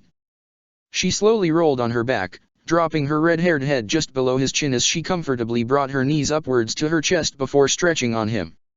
You're really comfy, she smiled. Your skin, that is. So, you think I can start by flailing you alive, after we're done with the experiments? No, Naruto croaked. Please, my team. They're fine, Karen huffed, rolling her eyes. They reached the land of demons safely. Orochimaru-sama just wanted you to waste time. Why? Because as long as Jiraiya was busy elsewhere, the only man who could battle on par with him, then he could freely act elsewhere. Naruto swallowed nervously. Doing what? Oh. Karen clapped her hands together. That's easy. She spun around, straddling Naruto's waist and smiling coyly. I nearly forgot. Her hands grabbed at the boy's shoulders. Orochimaru-sama wants some Uzumaki samples from a healthy male. So we're going to have some pleasure, you and I. She giggled, gently scratching his cheek. Think of it as repopulating the clan. And then her other hand came down. Naruto screamed as the senbon coated in poison pierced through his neck, before letting his chakra flare and crack apart the ground beneath his body. Karen held onto him with a gleeful look filled with a mad glint, as her nails dug in deeply on the boy's shoulders. I'll be gentle, Naruto, she sultrily moaned.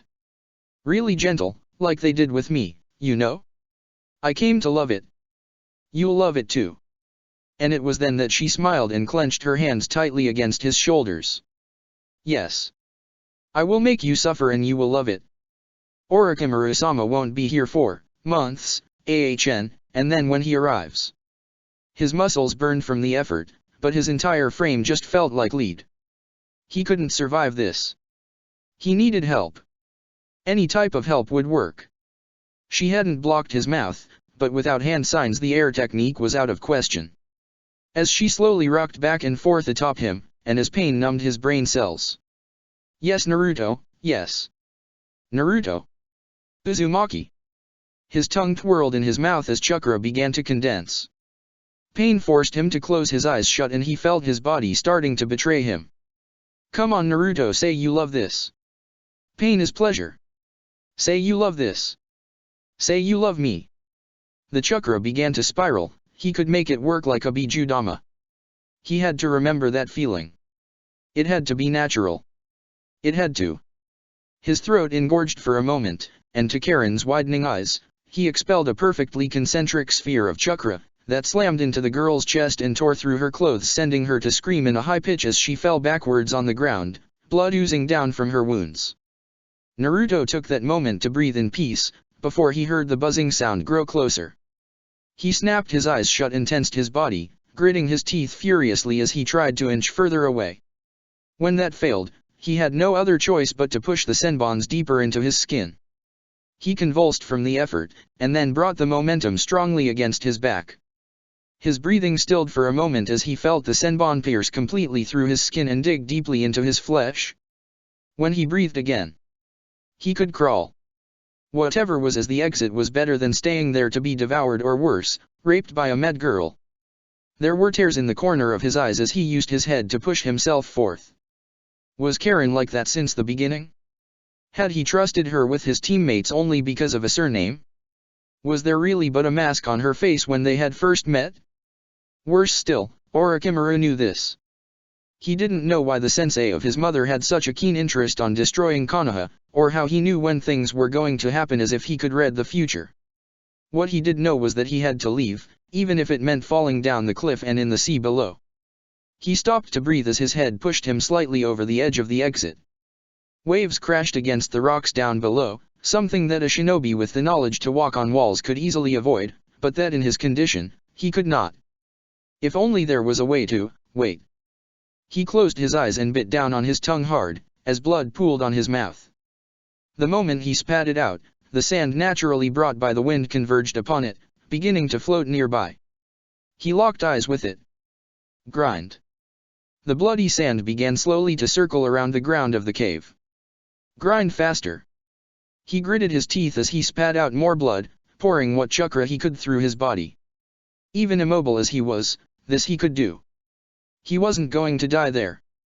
Slowly, the sand grew to the size of a small ball, and from there the growth became exponential. Naruto could feel the tiredness settle on him as his chakra and abused body began to give away, but he couldn't stop. Not until he was free. Not until he was back with his teammates. Slowly, he brought the sand to pass beneath his body. Gaara had managed to make a floating platform seem so easy, but in truth, it wasn't. Naruto concentrated, his thoughts dedicated only to imagining a pair of floating hands that gently lifted him from below. He began to sweat as the hands lifted him from the ground and slowly, taking a deep calming breath, he opened his eyes and began to move forward. He began to ascend the rocky cliff, swaying to the right and the left as whenever his thoughts distracted him, the sand would crumble slightly. He gave a final mental push to the hands that were holding him, and the hands obeyed by launching him through the last meters towards the safety of the cliff's upper side. He landed on the rocky ground and hissed in pain as he rolled downwards, away from the edge. He could feel the senbon still move inside of him. He gagged from the effort, the vomit in his mouth tasting coppery from the blood. He retched to the side of his convulsing body, and it was then that he gritted his teeth and used the sand to grind through his own skin, his flesh and muscles, to tear out the senbons. He did not scream as he finally could clench his fists, tense his body and wait for the pain to subside through racks of agony. He breathed slowly as his eyes settled on the dying sun. He quietly tried to stand, and the sand helped him up. He watched as the hands of sand he had created slowly started to form forearms, and then elbows. The hands assumed a human figure as he began to limp away from the scene. The more chakra he gave it, the more the figure became complete. By the time he was a few meters away, there was a woman instead of a pair of hands helping him walk. It wasn't someone he knew, and the look she gave him. It was sad. She was grieving, wasn't she? Why? Gaara. He tensed. He closed his eyes. This was Gaara's mother, wasn't it? The sand that protected the boy had been, of his mother. And he had stolen it from him when he had killed the boy. He was using a power that didn't belong to him, something that had been gifted by a mother to her son, out of love. Had the boy known? He didn't want to linger on thoughts not until he was out of danger and safely away from there. It was just as he stepped down from the narrow path to the cliff and towards the more plain-like ground that he heard a loud rumbling far away. He went down limp on the ground, using the sand to move the ground atop him as a cover to hide. The rumbling continued growing stronger. In the end, Naruto closed his eyes and hoped for it to move away from him. He had done enough for the day. He just wanted to rest. Was it that difficult to understand? Jiraiya's eyes moved around the makeshift camp as he stood in sage mode, his senses increasing with Shima and Fukazaku's own. The two toads stood silent, their own bodies merged with his intense in concentration. He felt a slight surge of chakra to the west of their position, which then later subsided. It could be Naruto, but it wasn't his chakra, not completely. He ground his teeth as he nodded to himself. They'd investigate there. He bit down on his thumb and slammed his hand down on the ground, letting the set of circular ink symbols come forth as he summoned a giant toad. Let's go. I felt something. He yelled to the team under his command. Yojao was busy holding Sakura's still limp form between her arms, but Sai's face was stern as he flickered right next to him, steadying himself on the toad's back. Jiraiya-sama, Yojao murmured. Is it safe? Sakura needs a hospital. There's nothing they can do about it now, Jiraiya replied firmly. That's more of a sealing matter, and I'm the seal expert. Just keep her warm and hope she wakes up and doesn't go berserk. He then gave a small nudge to the toad, who croaked once before suddenly jumping high above the clouds and forward. Renouncing the need to be subtle, the toad landed crashing against the ground repeatedly as it moved closer to where he had last sensed a surge of chakra. Jiraiya grimaced as he felt a multitude of corrupted senjutsu chakra signatures belonging to Orochimaru's lab experiments. The grimace became a frown when the toad landed once more and croaked. Jiraiya jumped down fast, moving quickly towards a mound of dirt and sand that stood out like a sore thumb through the plains. The moment he kicked it away, he saw Naruto's body covered in a light sheen of sand. Brat! Jiraiya's exclamation came just as the Sannin exhaled in relief. The kid was alive, if wounded. Only with you, he shook his head as he grabbed the boy and lifted him up with his arms. Only with you. Jiraiya-sama. Naruto croaked out, coughing sand and dirt mixed with blood as he cracked an eye encrusted with small crystals up.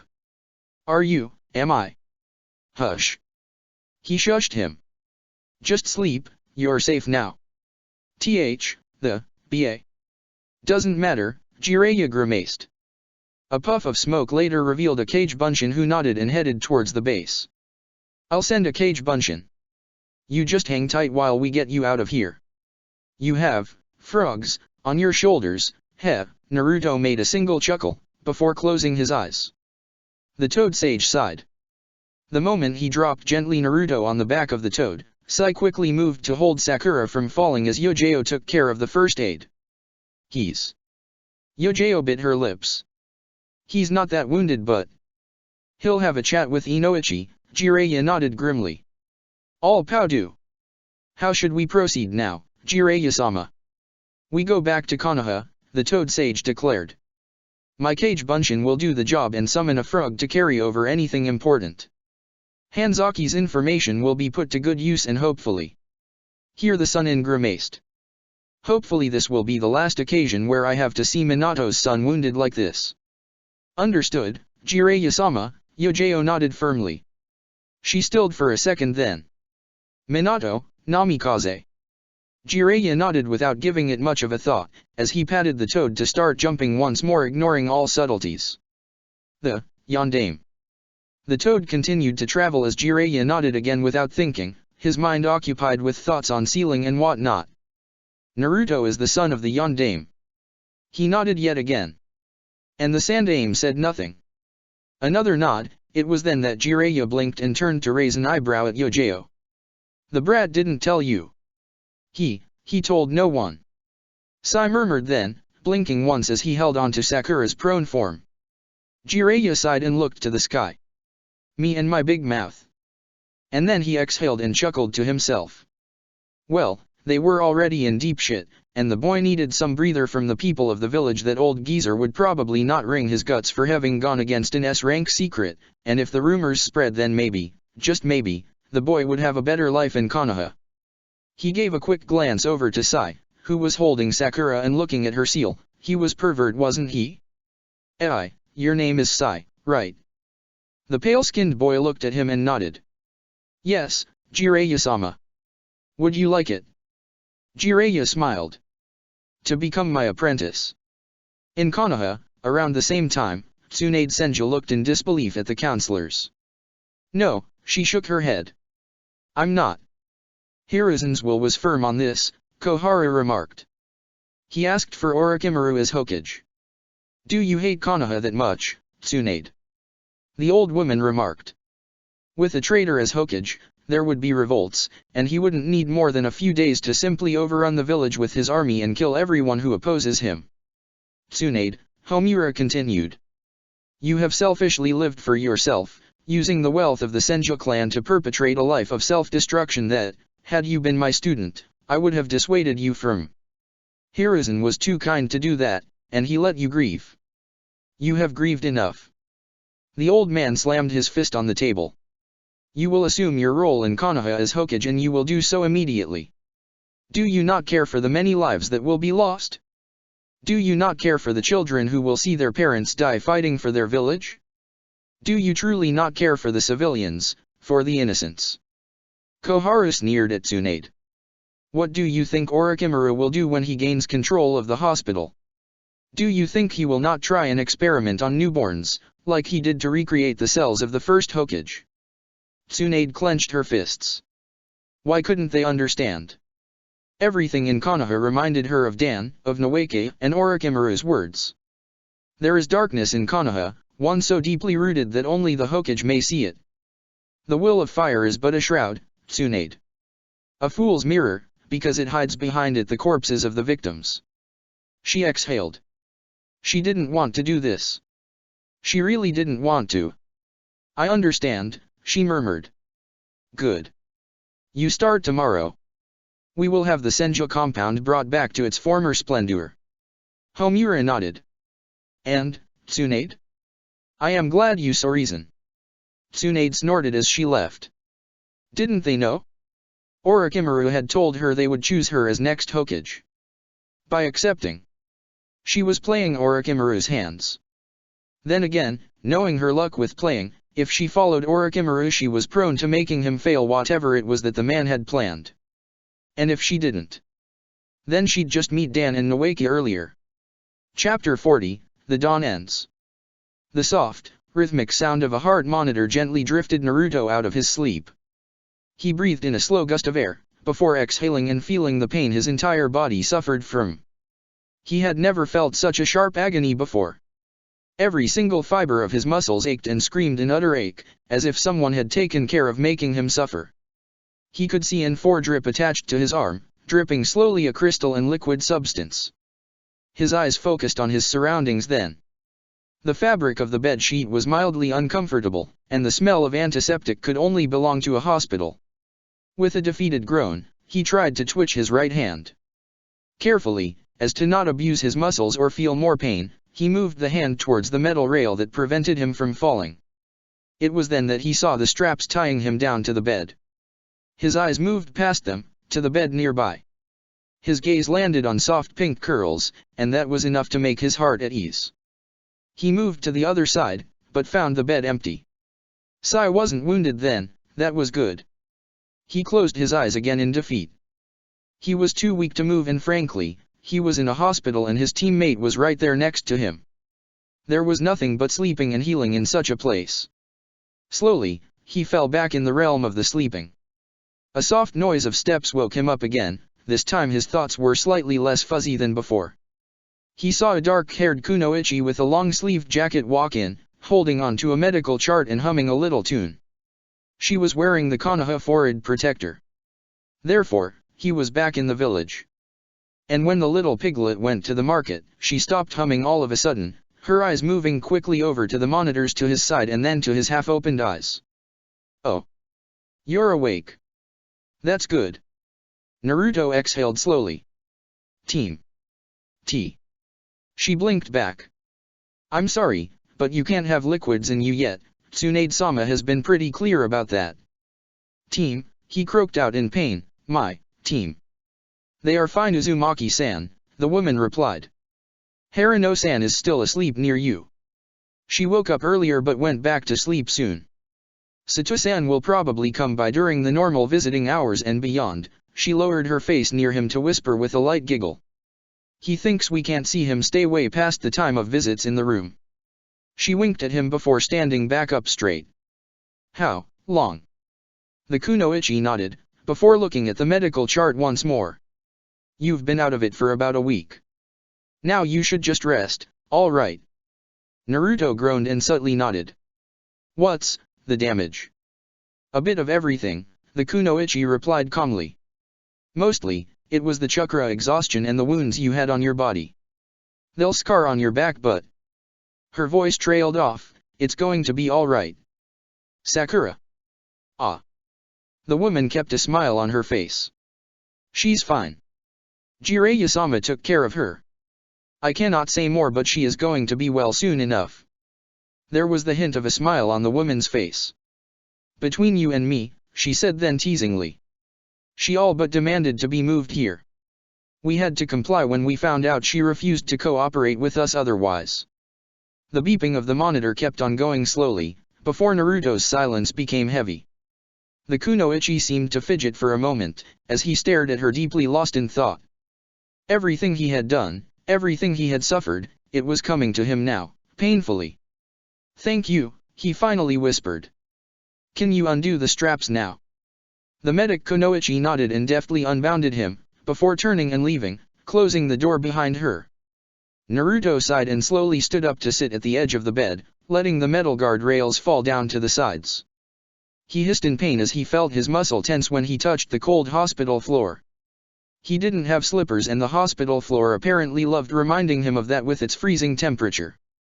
He carefully slipped into the bathroom, his eyes locking with his reflection in the mirror.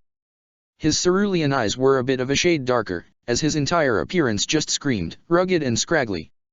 His hair had grown back blonde 2 weeks without dyeing it were apparently more than enough and now stood to his shoulders, with half of it black. He looked like a bumblebee. The hospital's soap smelled of disinfectant and nothing more, and as he opened the plastic foil, he swore he could smell Sai's own scent on it. Was the boy actually stealing his own soap from the hospital to begin with? He washed his hands, and then, calmly, he walked in the shower and washed himself. He removed the bandages. He tore the stitches out of his body. He gritted his teeth as the blood began to flow down the drain together with the dirt he had on him. It didn't matter if he looked clean, he knew he wasn't. He began to eye scrub his hair, his skin, his flesh. He had to be clean. He couldn't stand those eyes. Why was the woman sad? He couldn't stand sad. No. He couldn't. He sat down in the corner of the shower, his head down, his arms clasped around his legs as pain from the open wounds, and the burning sensation of soap on his blood kept him awake. He was a murderer. He had killed Gara to save his team but Gara had a mother who loved him so much that she protected him even beyond death. Whom did he have? Nothing but a sickening burden. And the woman protected him because she believed he was Gara. He was stealing the love of a mother for himself. He was being selfish, egoist, and he couldn't help but cry with the water that dropped from the shariat. What could he tell the woman? What could he say to make her less sad? I'm sorry I ate your son. I'm sorry I ripped you apart from him. I'm sorry I killed him, brutally. I'm sorry. I'm sorry never worked for him. Demons don't get to be sorry. Sakura woke up to the smell of soap and blood. She knew she was still in the hospital, since Sai had just graciously told her everything when she had woken up. She had insisted on recovering in the same room as Naruto after that, because she hoped to see with her eyes was Naruto awake and Sai exchanging perverted words with him. When she did let her eyelids move aside, to let her gaze wander the room, she heard the sound of the shower going and the lack of Naruto in the room. She sighed in relief. When the sound of the water running went on for more than 5 minutes, relief left the place to nervousness. Shinobi did not enjoy wasting water. Sure, Konohagakure had to thank the Nidaime Hokage for its nigh perpetual water supplies, which coupled with the first Hokage's forest made it difficult to find and capable of surviving a long-term siege. A set of random thoughts popped up in Sakura's head then. The number of shinobi suicides post-mission increased tenfold in case the shinobi ended up as a POW before rescue. And the favorite place for suicidal shinobi was the bathroom. Sakura jumped out of the bed with a speed that her body refused to handle properly, sending her sprawling on the ground as her muscles locked down and refused to move. She gritted her teeth and snarled, before simply twisting her shoulders and pushing her palms against the cold floor. She exhaled as her entire body slammed against the door of the bathroom, opening it, as it hadn't been locked. She barely managed to stand that what she saw made her heart plummet to her stomach.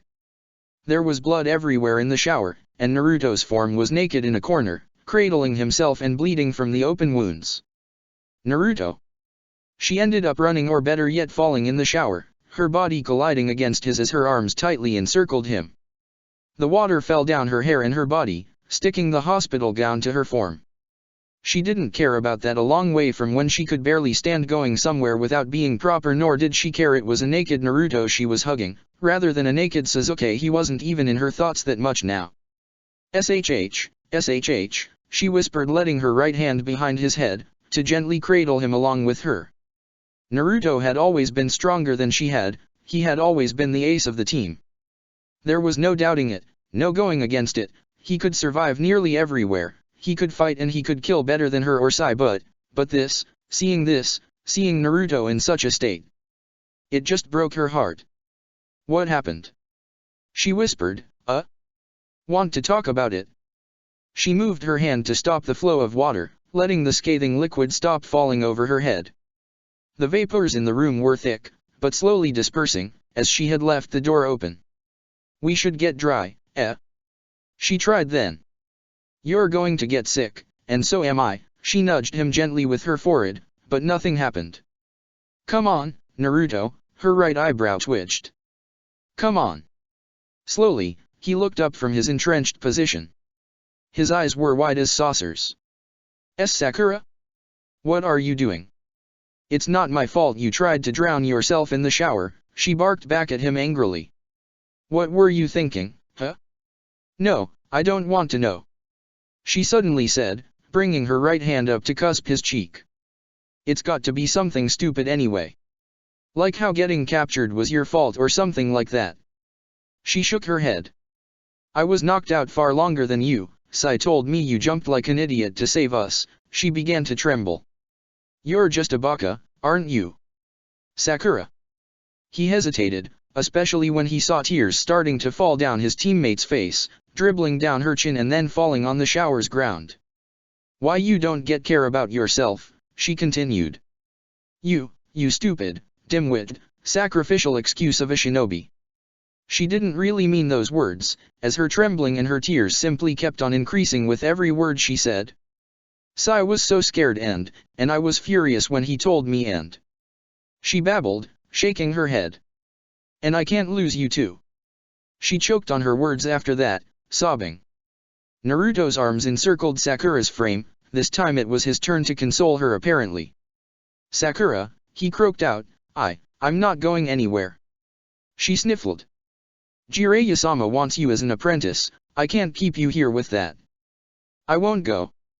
There will be missions to do, we can't always be together on those. Then I won't take them. Sakura exhaled slowly, a small smile now displayed on her lips. Baka. She pressed her forehead against his then. Naruto? You promise you'll never leave me? Naruto tightened his hold on her body, before whispering back. I promise. His lips were now inches away from her own, and I never go back on my promises, it's my Nindo. Ah. Her lips moved closer as she closed her eyes, the feeling of the wet fabric of the hospital gown forgotten as she just felt the need to kiss him. Then a voice interrupted them. Kinky, the simple smug tone belonged to none other than Sai, who was watching the scene and actually using a brush to paint it. Don't move. Harem Lord, stay still like that, I'll entitle this, he said with a calm and cool voice, the first love kiss of Kinky and Harem Lord. Naruto chuckled nervously, as Sakura huffed and looked back at Sai with a mild glare. Sai. Kinky, I can see you're flat bored, Sai deadpanned. It is a horror that I will never forget. Sakura suddenly turned crimson as she realized the wet fabric was sticking all over her body. And Harem Lord? Don't point your kunao at me. Kunao. Naruto's gaze widened, before he looked down to his kunao. Ah. He stuttered and fell on his back, before ending up with a yelp and covering it up. Pervert. Yes, Sai nodded. Well, he turned to leave the bathroom. At least we know you aren't dickless anymore, and with that he strolled out. Don't take long, then again, Harem Lord is probably going to be fast anyway. 5 seconds later and a steaming red Sakura left the bathroom, soon followed by a nervously chuckling Naruto who just kept on shaking his head while muttering pervert in a sort of condescending tone. The girl grabbed a change of hospital clothes from the drawer and returned into the bathroom to change, before stepping out dried and clean. So Sai, what's going on? Naruto asked, sitting back on the edge of his bed and letting his legs dangle from it. Sakura did the same on her own bed, and Sai grabbed the chair to sit in the middle between them. Super Pervert took me on an apprenticeship, he said quietly. I will be following him on some long-term missions outside of Konoha soon. Ah, Sai, Sakura hesitated, her right hand up as if to touch Sai's face. The boy just looked at her with a small smile. It's all right, Kinky. I'm not leaving forever. Only for a few months at most at a time, and I have to train with him privately to learn his fuinjutsu skills. Still, Naruto made an awry face, followed by a grimace. We're supposed to be. We still are a team, Sai nodded. Even if you try to get my ass and Kinky tries to rape you daily, a nervous tick mark appeared on Sakura's face. We are a team, and you're my friends. That's why I must do this, I have to become stronger. An uncomfortable silence descended in the room for a few more minutes, before Naruto broke it off with a knowing gaze. What if we ditch the hospital and go eat somewhere else? He smiled then, like at Hebai. Sakura's eyes widened. Naruto. You're going to open your wounds again. Come on, Sakura-chan. He whined back, for me. He fluttered his eyelids and grinned at the kunoichi, who stammered and looked back with a perplexed gaze at her teammate. Naruto, she softly whispered with a smile. You baka, and then she began to giggle. Naruto soon laughed next, and Sai, not understanding what the subtle meanings were going on around him, simply smiled. Niji Hyuga walked calmly out of the compound, his belongings on his back. He had a small apartment, and there was no need to remain in a place that held so many bitter memories for him. He walked and ignored the looks of surprise some of his fellow clansmen gave him, or the looks of perplexity coming from the random Konoha citizen. For the first time, a Hyuga had chosen the third option. The Cursed Seal and the Byakugan, those defined a branch member. Always second, always unworthy of the main branch. Those who followed the shinobi path of the branch became umbu, they fought in secret and they died with their names hidden. To be free of a cage, another had to come to life. If one was of the main branch, then leaving Konoha or its outskirts was unadvised. Enemy shinobi could steal the Byakugan after all, the Hyuga kidnapped and used to make more. But there was a third option. Without Byakugan. Without that eye which defined a Hyuga as such, without the sight, the techniques, the knowledge of what being Hyuga was. One could open the cage by sacrificing his eyes and his beak. And Niji Hyuga, once prideful star of the branch family, had chosen so out of his own free will. For he was free. His eyes were mismatched. One was blue, and the other was green. The things he saw were no longer in details, as the eyes he had were normal, not the powerful all-seeing Byakugan. It was as if a thin film of dirt had settled over the colors, the air, the persons, as if everything was more opaque, less shining, less defined and concrete. He would get used to this, however. His team disbanded, Lee had not woken up from the coma and Tenten was dead. His sensei had awkwardly shaken his head and declared he was unworthy of any fire of youths until he repented for what had happened with Lee. Now, he was setting in and calmly placing his stuff in the drawer of his one-room apartment. He was no better than an orphan, one who was without a clan and had to survive on what the village sent him. Nevertheless, he would start working as an assistant to the medics in the hospital. He would learn from them. He would train himself in healing techniques, and he would become a medic nin. He would become just like the legendary Tsunade. Because Tenten couldn't. Therefore, in her stead, he had shamelessly stolen her dream. But he was free. And he would use his freedom to help. He clenched his hands and then carefully opened the package his uncle had given him as he had left the compound. It was a simple scroll, something he could have gotten from the library of Konoha with no trouble whatsoever. Refined chakra techniques for beginners.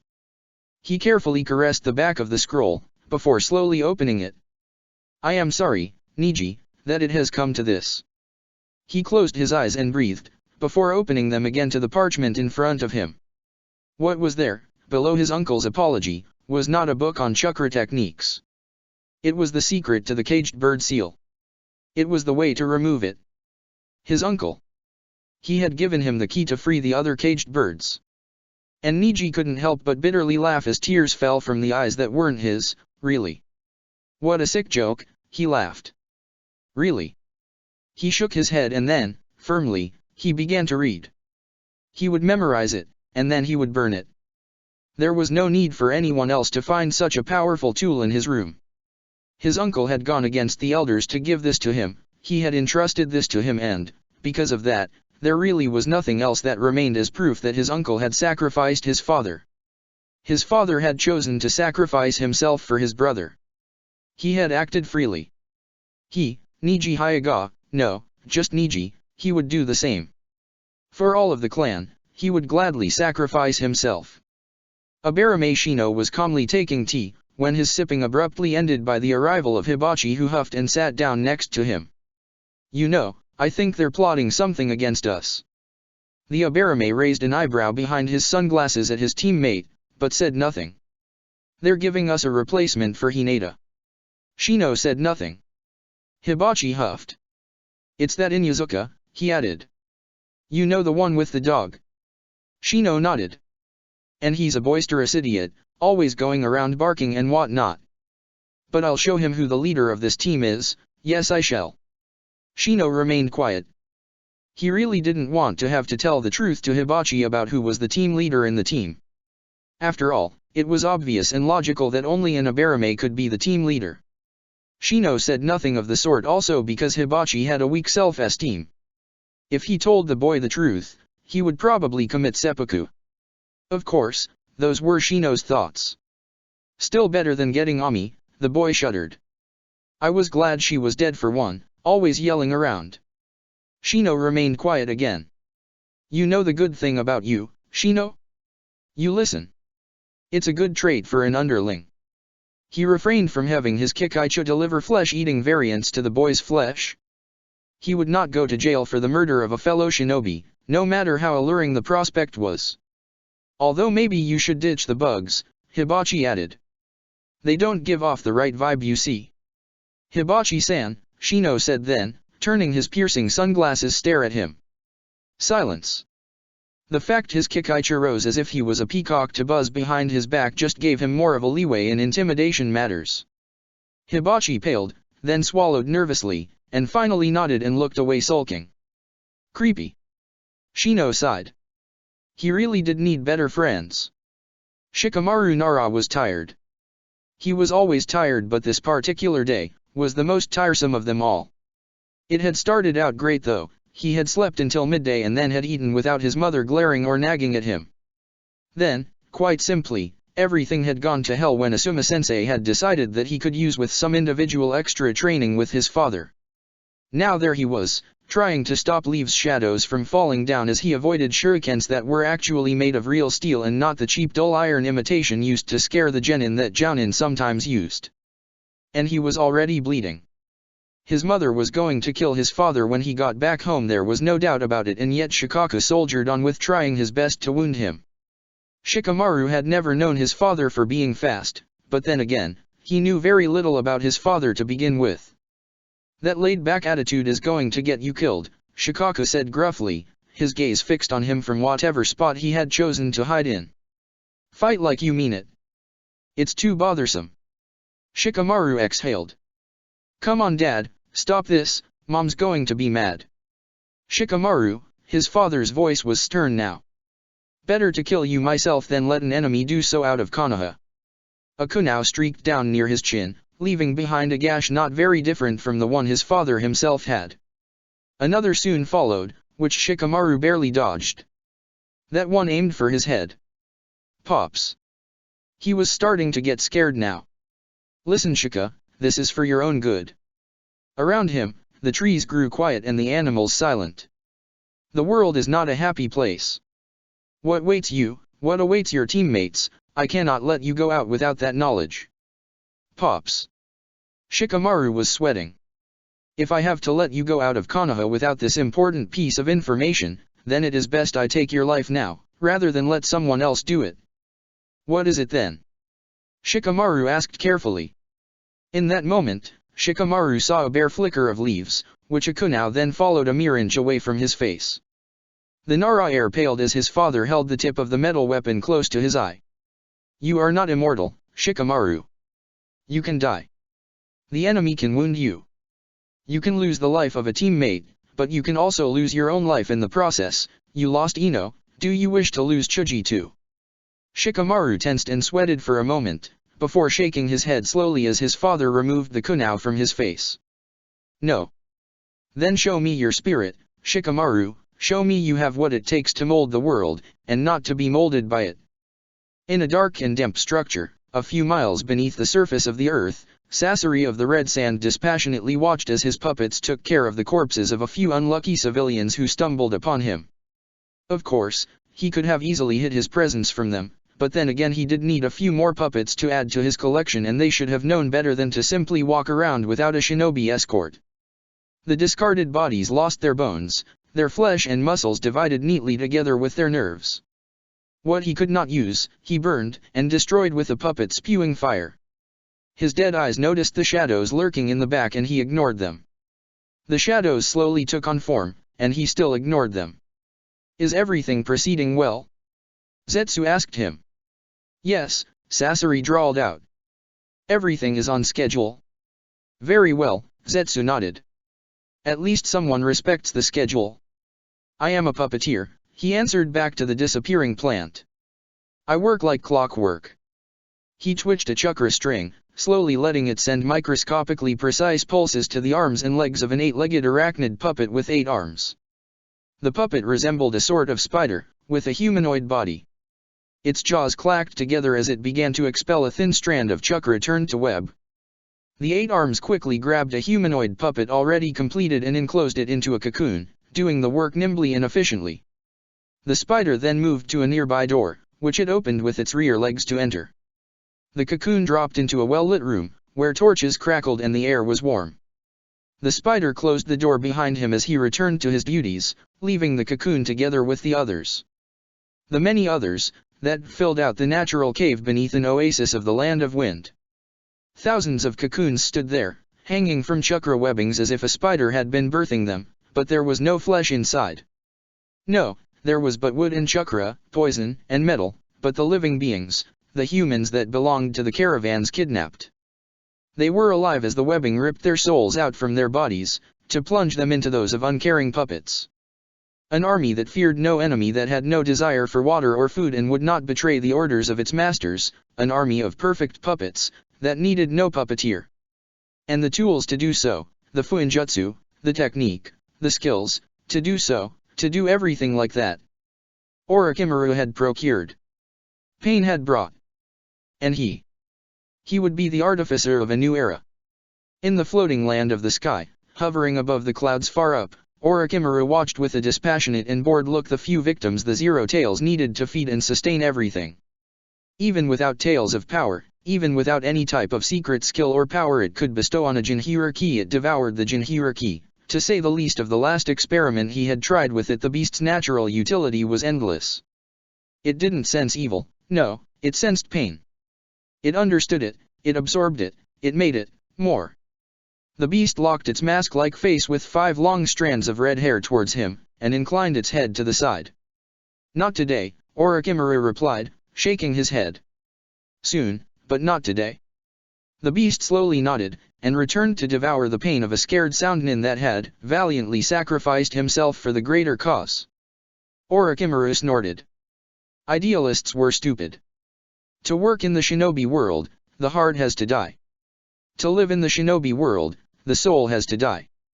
To prosper in the shinobi world, whom you are, what you do, what you feel, everything that makes you someone, it has to die and remain deeply buried into a remote corner of your mind, never to see the light again.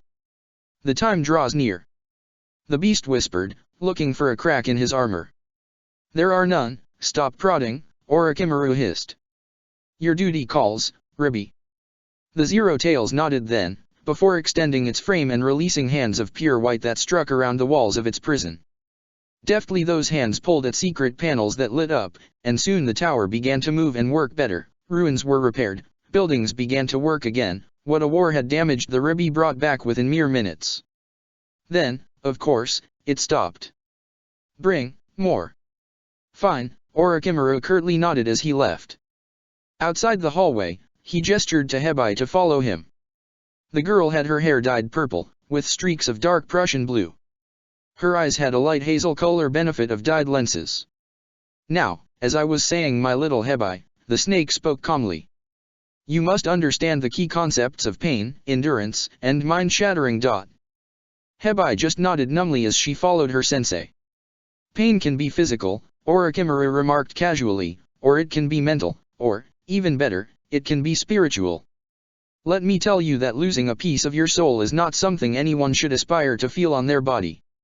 Yes, Orochimaru-sama, Hebai droned out. Good, he nodded. Now, have you any questions, Anko? No, Orochimaru-sama. Very well, Orochimaru nodded. You learn quickly enough. A shinobi must always be able to differentiate between various personas. There is a time where acting like a lunatic can earn you more than acting like an intelligent shinobi, and times where humor can work better in distracting your foes than cunningness. To do the unexpected is to win. The snake Sunin stopped and grabbed Hebai's throat too fast for the girl to see or block. Action and reaction dictate the ways the world goes. He slammed her against the metallic wall nearby, to kill a seedling you need but a little amount of frost. To kill a tree, you need a hurricane. To remove the rot and the filth that is deeply rooted into this world, one needs more than just a light breeze. Hebai's legs began to kick spasmodically, as her breathing grew ragged and coarse. Orochimaru's long tongue slowly began to trickle saliva on the girl's face. The snake Sunin's face morphed into one of sadistic pleasure. To keep your calm, he spat out after his tongue returned in his mouth. Even in front of the unexpected, he slammed the girl on the ground and proceeded to walk again, is what makes a true shinobi skilled and strong enough to survive. Why yes, Orochimaru-sama, she shuddered as she stood, shaking slightly from the pain in her body, but mostly because of the fright from having the sage lick her. Was he going to eat her? Or what if he wanted something worse? What is your name, Hebai? Orochimaru asked, then gently putting up that face she feared more than the others he usually had, because if answered wrongly, then there would be pain to answer to with that face on. I'm Mitarashi Anko. A slap landed on her cheek with strength, sending her to fly in midair before she landed with a sickening crunch against the wall nearby. Her right arm was twisted and broken. The impact was not supposed to do that. I weakened your bone structure when I grabbed your neck, Orochimaru smiled. Your arms, your legs, they will shatter easily for a few precious minutes. Now, answer me, girl. What?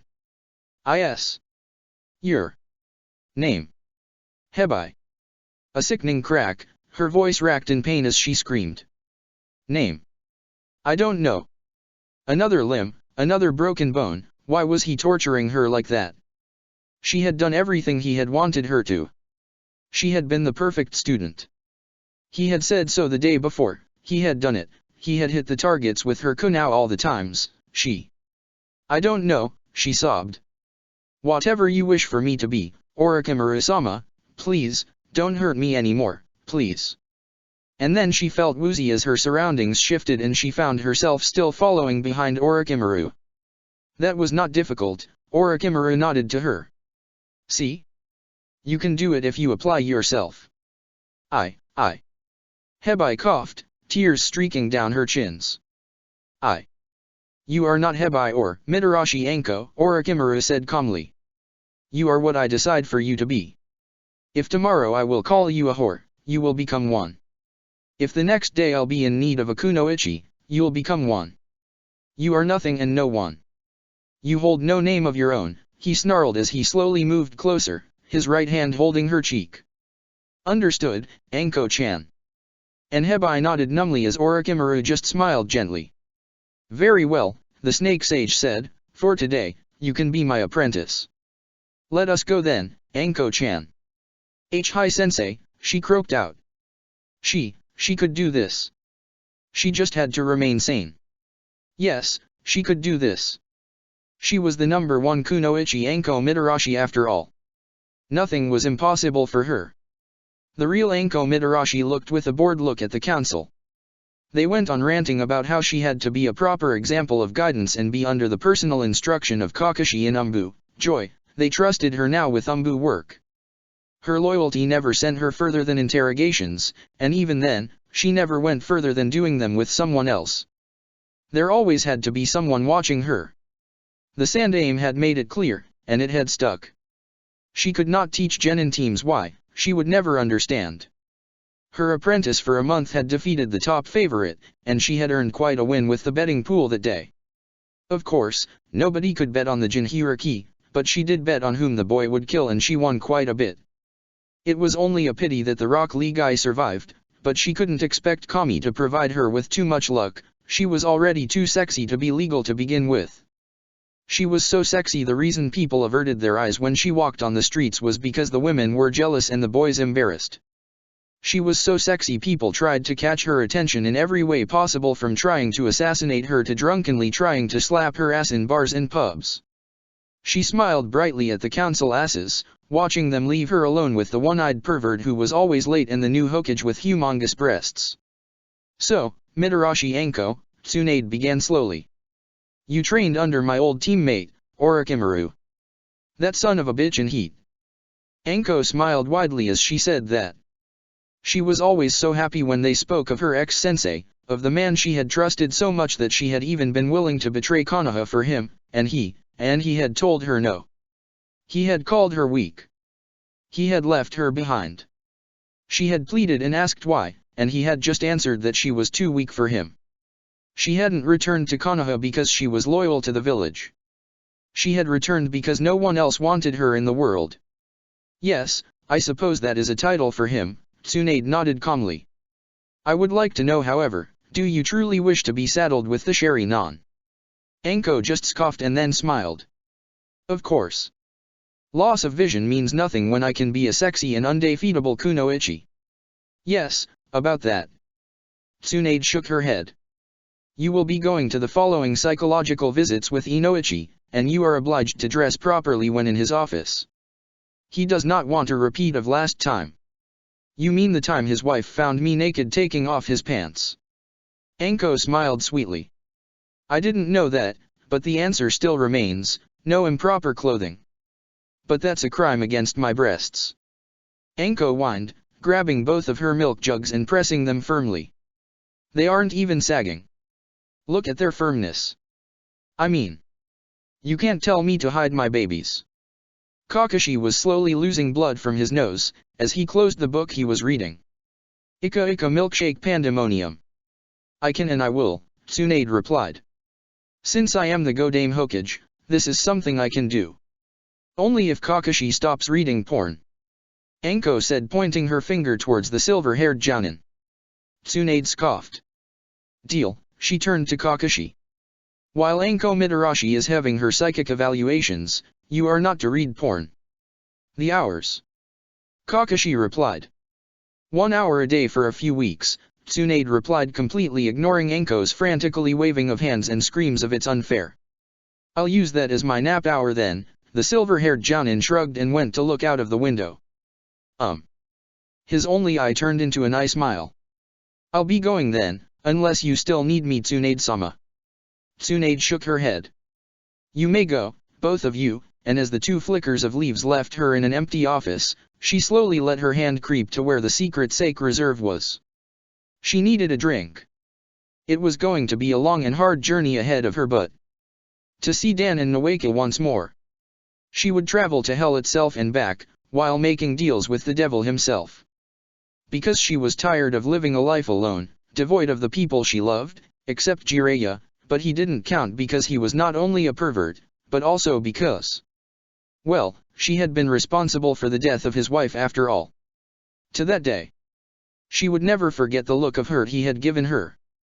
That was the day the Jiraiya she knew of died, and because of that, she would never dare to try to love him. He didn't deserve a wreck like her, he never did. Check the description for the links to the author.